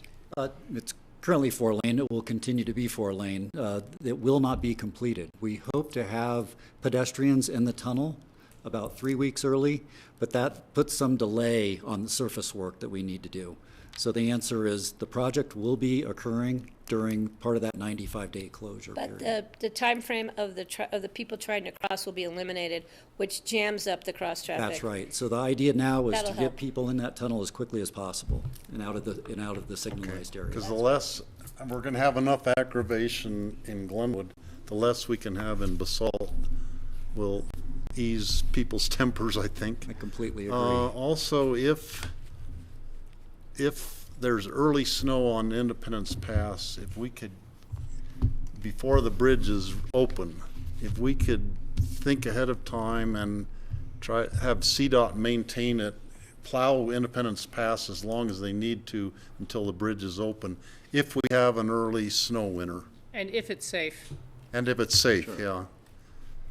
Just thinking ahead, hopefully they get, everything goes smoothly, they get the bridge open. We don't have a bunch of snow on Independence until that time, but thinking worst case scenario, what happens? Okay. Next is the increased service at Brush Creek Corridor. We're going to be discussing that. That was Markey's concern about having to wait for the BRT and. Correct. So this came from the town of Snowmass to have the no fare service year-round. And then the Basalt Underpass update, the bridge, it's with that rock that they've done. It's really looking really good. I'm impressed. It's very cool. And people are very excited. And no water, we didn't hit water. We just recently, just in the last week and a half, had been struggling with some water issues as the river came up. But during the main part of construction, we had no groundwater. Well, so this way that we was can exciting. hopefully vet out those water issues, because I think today and tomorrow we're going to have a lot of water in that river. We're going to have some flooding issues. So, yeah. Yeah. Any other questions for Brian for this meeting? No, it's not Brian, but you really brought up something I've been thinking about. Maybe I'll just pass it along to John Peacock if that's okay. Sure. You know, Can we let Brian go? Brian, are you staying? Yeah, you go. Those comments are really helpful, by the way. So this prep is valuable to me. I hope it's valuable to you It all. makes you prepared really for what we is. already So threw at you thank on you. Thursday. Thanks, Brian. You know, Okay. before he goes, go ahead. one last Yes. thing, just, I'm looking at this bridge closure down there as a disruption and an opportunity for change. You know, it's going to be painful for everyone, and maybe the pain threshold will be high enough that people will change habits, and I'm hoping we can figure out how to help them change their habits, whether it's how they commute, their mobility, how they work, when they go to work. This is an opportunity, and I think we need to look at this whole thing, because we've had a lot of conversations with RAFTA about that, about the bridge closure. And so when EOTC and RAFTA are speaking about this, I'm hoping that we bring in that this will be an opportunity to get people's attention in a much bigger way than we might normally. This is kind of a view into the future of really terrible congestion. A very positive spin on it. And when I get those calls from people, I'm going to send Tell them them to to you. call me. I'll tell them about my train idea. All right. Thank you, Brian. Yeah. Thanks. What occurred to me is that from reading the articles in high water, as we were just discussing, in the Patty, as you said, the river's really going to be coming up because Twin Lakes is turning off their take, is maybe we could talk to Twin Lakes a little bit more about their management strategy in the future of, well, why not leave a little room in Twin Lakes until we're closer to peak runoff? And I kind of understand the water manager philosophy is get all of our water now as much as we can, whereas maybe they could have let more flows go by Before in we had late high water. April and early May. You know, and the water years are hard to predict. We all know that. But I think there's an opportunity for a little more discussion with them about it. I think we'll be able to avoid flooding where it reaches RUDA, inflow, it might be more difficult. But it just struck me as like, wait, we're turning it off during peak flow. What if they'd taken a little less before then so they could operate through peak flow? I think that's a good discussion to have because Yeah. maybe they have a justification for why they do that. Yeah. It's funny, I wrote a letter to everybody on that exact topic. So I recall an article from about 1935 or 36. One of the rationales for the diversion in the Grizzly Reservoir and all this was that we're going to rescue you from these spring peak Flooding. runoffs. So here they're shutting it off when we really need We've it had problems most. in the past with, I remember with Steve Crockett trying to get them to not to, and it was this big deal because we had significant flooding issue here. And they were like, sorry, water's coming your way. Yeah. Right, So, but right, that, so- maybe we can find out how they justify how much they let out. They must, Or what time? we would hope that they have a system, but let's find out if they do or don't. Okay. Yeah. All right, so now can we entertain the Whitewater Park? Pour water. We have a minute to that sounds great to me. If Lisa will be at the front of the raft, I'll go. You're the bowsprit. Who's going to be on the Masthead. bow of the She- raft with the big scissors? She's the yeah, Lisa will be with do Lisa rock, with paper, the scissors to figure that out. I might do And it what like happens if they miss? that. Right. Does the raft We take swim. the ribbon out, We or what swim. happens? I've seen swimmers in there already. Rescues, rescue practice. Sometimes these things need to be adjusted, and I think we need to monitor it.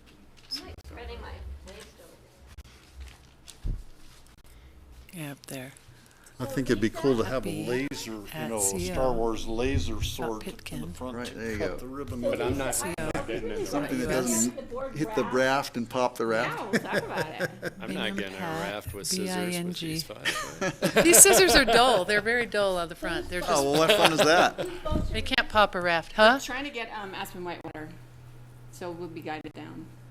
We're going to tell you that in 1 minute. Other opportunities? What's that? Whitewater? Are there- Huh? What? Can, Huh? can we invite Healthy Rivers and Streams Board to run the rapids with us? Yeah. We have a raft for See, them. we should wait. Wait till we give her. Do both of them get scissors, and whoever gets there first? We all get gets to cut scissors? it, or- Hey, wait a second. Wait a second.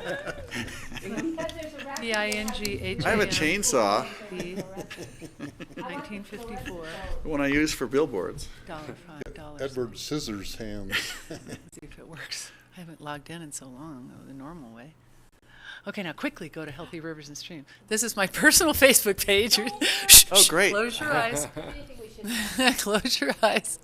Oh, there's my daughter. She got a job. Pitkin County Government? Just go Healthy Rivers and Streams. It's on Healthy Rivers. So just up in the where it says Picton County Government, up in the where the eyeglass is, right here. Right, Healthy Rivers, right in here. I'm checking it out. Picton County Healthy Rivers. Don't look at. Did you happen to see the drone footage of the river park? I don't have that up right now. We were saving that for if we had significant flooding. Okay, we just wanted to show you this. But when Rachel gets back. Yeah, we have a whole slew of flood alert type advertising, but we don't need it. So we have to wait for Rachel. Yeah, I'm trying to just make it. No. Click on it and you can. Barry Stevenson, Outdoor Adventure Me.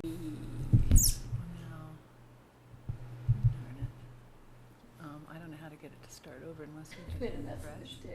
Yes, yeah. I couldn't believe you found me another one. I don't know where they keep coming from. It's because I think they're putting it back on for you. tables outside today. Oh, that's probably way in the back, yeah. So they gave it to me.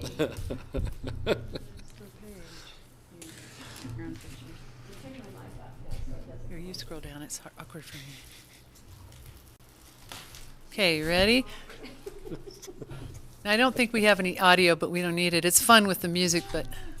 Okay, because we are on camera still, so we need to be moving here, guys. Okay, I know, we're there. We just, now we have. Go ahead, Pat, you can start. Well, Lisa's going to pull this little video up, but we are planning a dedication of the wave features in Basalt on June 30th, and we postponed it till June 30th because we wanted to avoid the peak runoff, which I believe we're in right now, and the river should certainly be coming down by then, and it'll be a perfect time to have a celebration. So just kill it and start over. So it's June 30th from 5 to 7 p.m. And we're excited about it. We've got 3 rafts reserved, 1 for the Board of County Commissioners, 1 for the Town Council of Basalt, and 1 for the Healthy Rivers Board.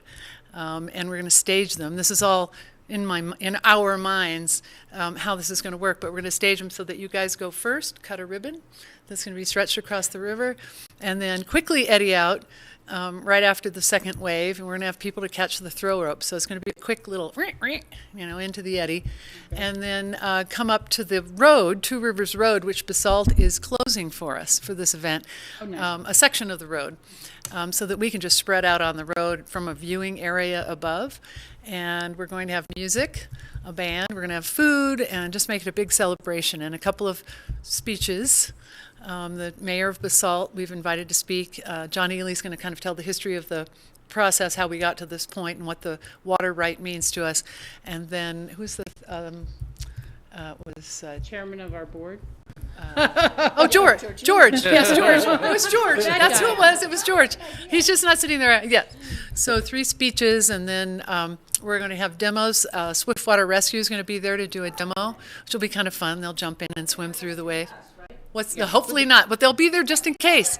They're there just in case, which is really good. Can you find where it is? It should be. Can I ask you, I don't mean to really be Here it is. micromanaging this, but the Whitewater, the company who's rafts, which I think is great, but I think we need to be fair and look at other, having rafts from 3 different companies, because that's great advertising for them. Oh, that's a possibility. Oh, 3 different. That's a possibility. It's not out of the question. Spread that out, so if the other companies aren't saying, why did they get all this? Well, that's a good suggestion. And there's one company in the valley now that has these really cool new glow-in-the-dark rafts. Oh, well, hopefully it won't be dark. Right. Hopefully it'll be sunny day. Might be a logistical issue just with number of trailers and all that stuff too. It wouldn't be that hard. Yeah. So Lisa has been going down, and this is her baby. This is her project. She is the manager of this project, and she's been going down there with her big lens zoom camera. And I've accompanied her a couple times photographing, and people they're playing guitar next to the wave. They're out there on stand-up paddleboards. They're surfing. This one guy didn't even have a wetsuit on. He was just in a pair of shorts. And we just thought, oh my gosh. And he kept falling in the river and then getting back on his board. There have been some world-class kayakers out there, including this young lady who is from Carbondale. No, we might want to play this. There's music to this, but we don't have speakers set up. Is that Allie? This is Allie Wade, and she is one of our local kids. She's amazing. And she was down there the day that Lisa was photographing, and Lisa, your wait till you photos see what she does. This is 1 minute in the wave. And she is rocking and rolling in the thing, and now watch this. I think this is incredible. She has a front flip. Oh my God, Allie! Oh my gosh. Yep, and Flip she in the lands ducky. it. So she is just one of the many world-class kayakers. There was a guy from France who's on the top of the national, the world Number 2 renowned, in the world. number 2 in the world, and he was down there playing it. Wow. It is an advanced wave right now. At peak flow, we are hearing from the kayak community I heard that that it is an advanced, it's an expert feature. At lower levels, it's a great place to learn.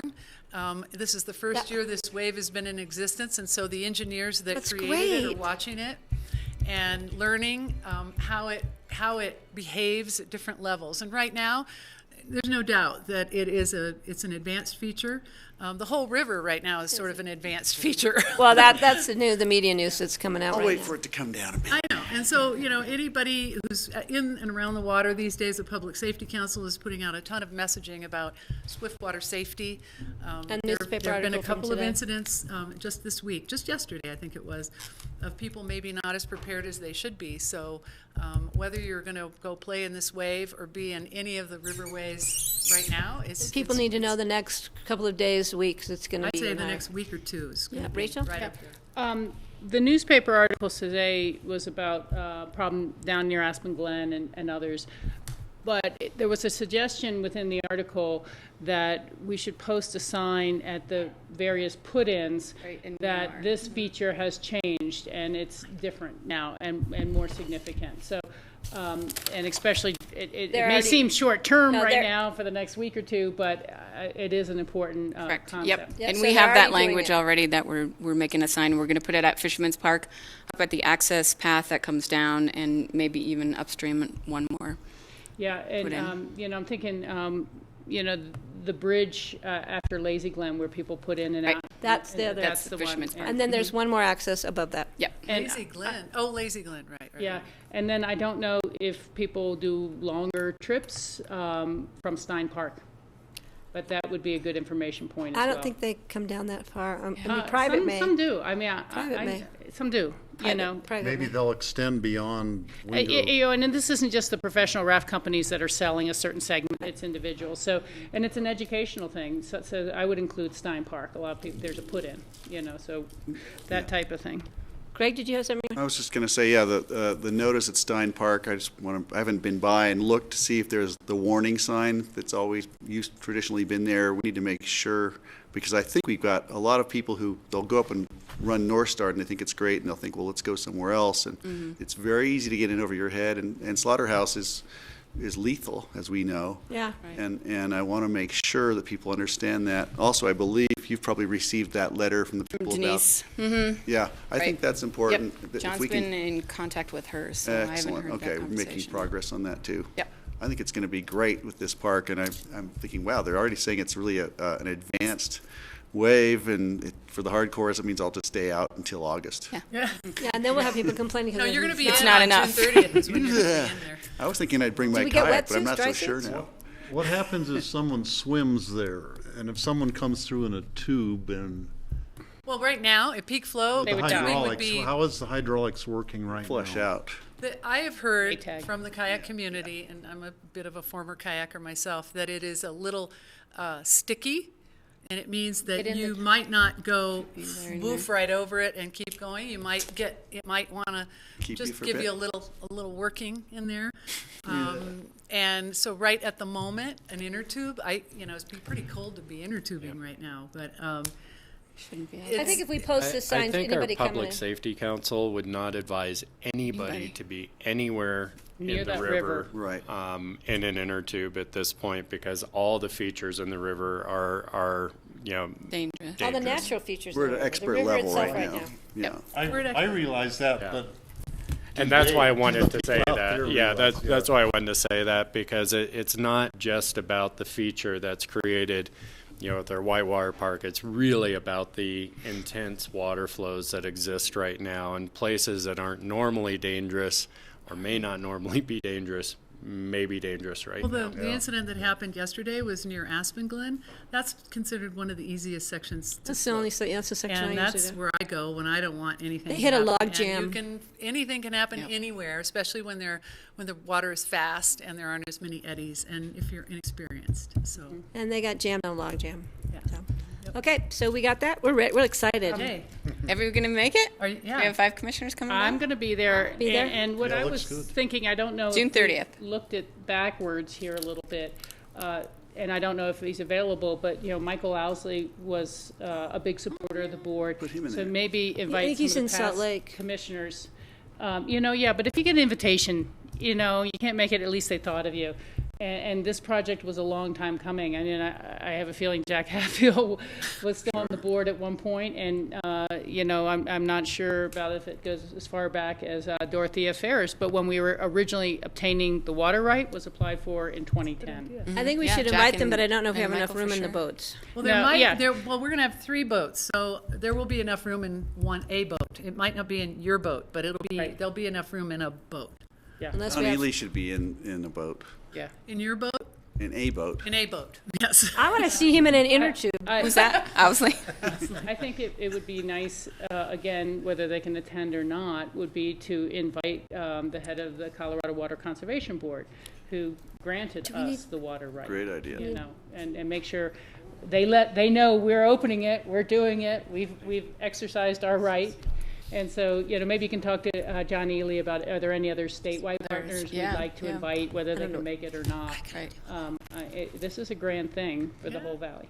Yeah, it is. Okay, Thanks. thank you. Thank you Good. very Appreciate much. it. Thanks, guys. Well Okay, done. board, now we are at the end of our meeting, but we still have board updates on our committee appointments. Do we want to continue to go, or what are we doing here? Because I know Rachel wants to do a CCI update, but that'll take us more than an hour. Thank you, Patty.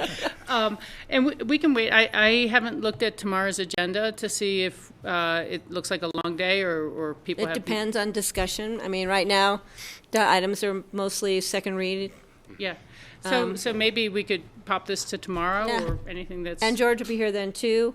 And, and then we'll meet afterwards. We'll just play that by ear. And if not, we'll start on another... I think that's great. Session. Okay. So I do want to hear about CCI, but I want to hear about it when we have... I think that's important. Okay, I agree. Very important. So does anybody else have any? You heard about RWAP already, only that the cost of this program is greater for a number of reasons, and it's going to be, they're going to be, we're going to look for another $20,000 to get through October, or the end of October, when it's time to, people won't be boating there any longer, and that's the report that's the urgent thing that we need to sort out.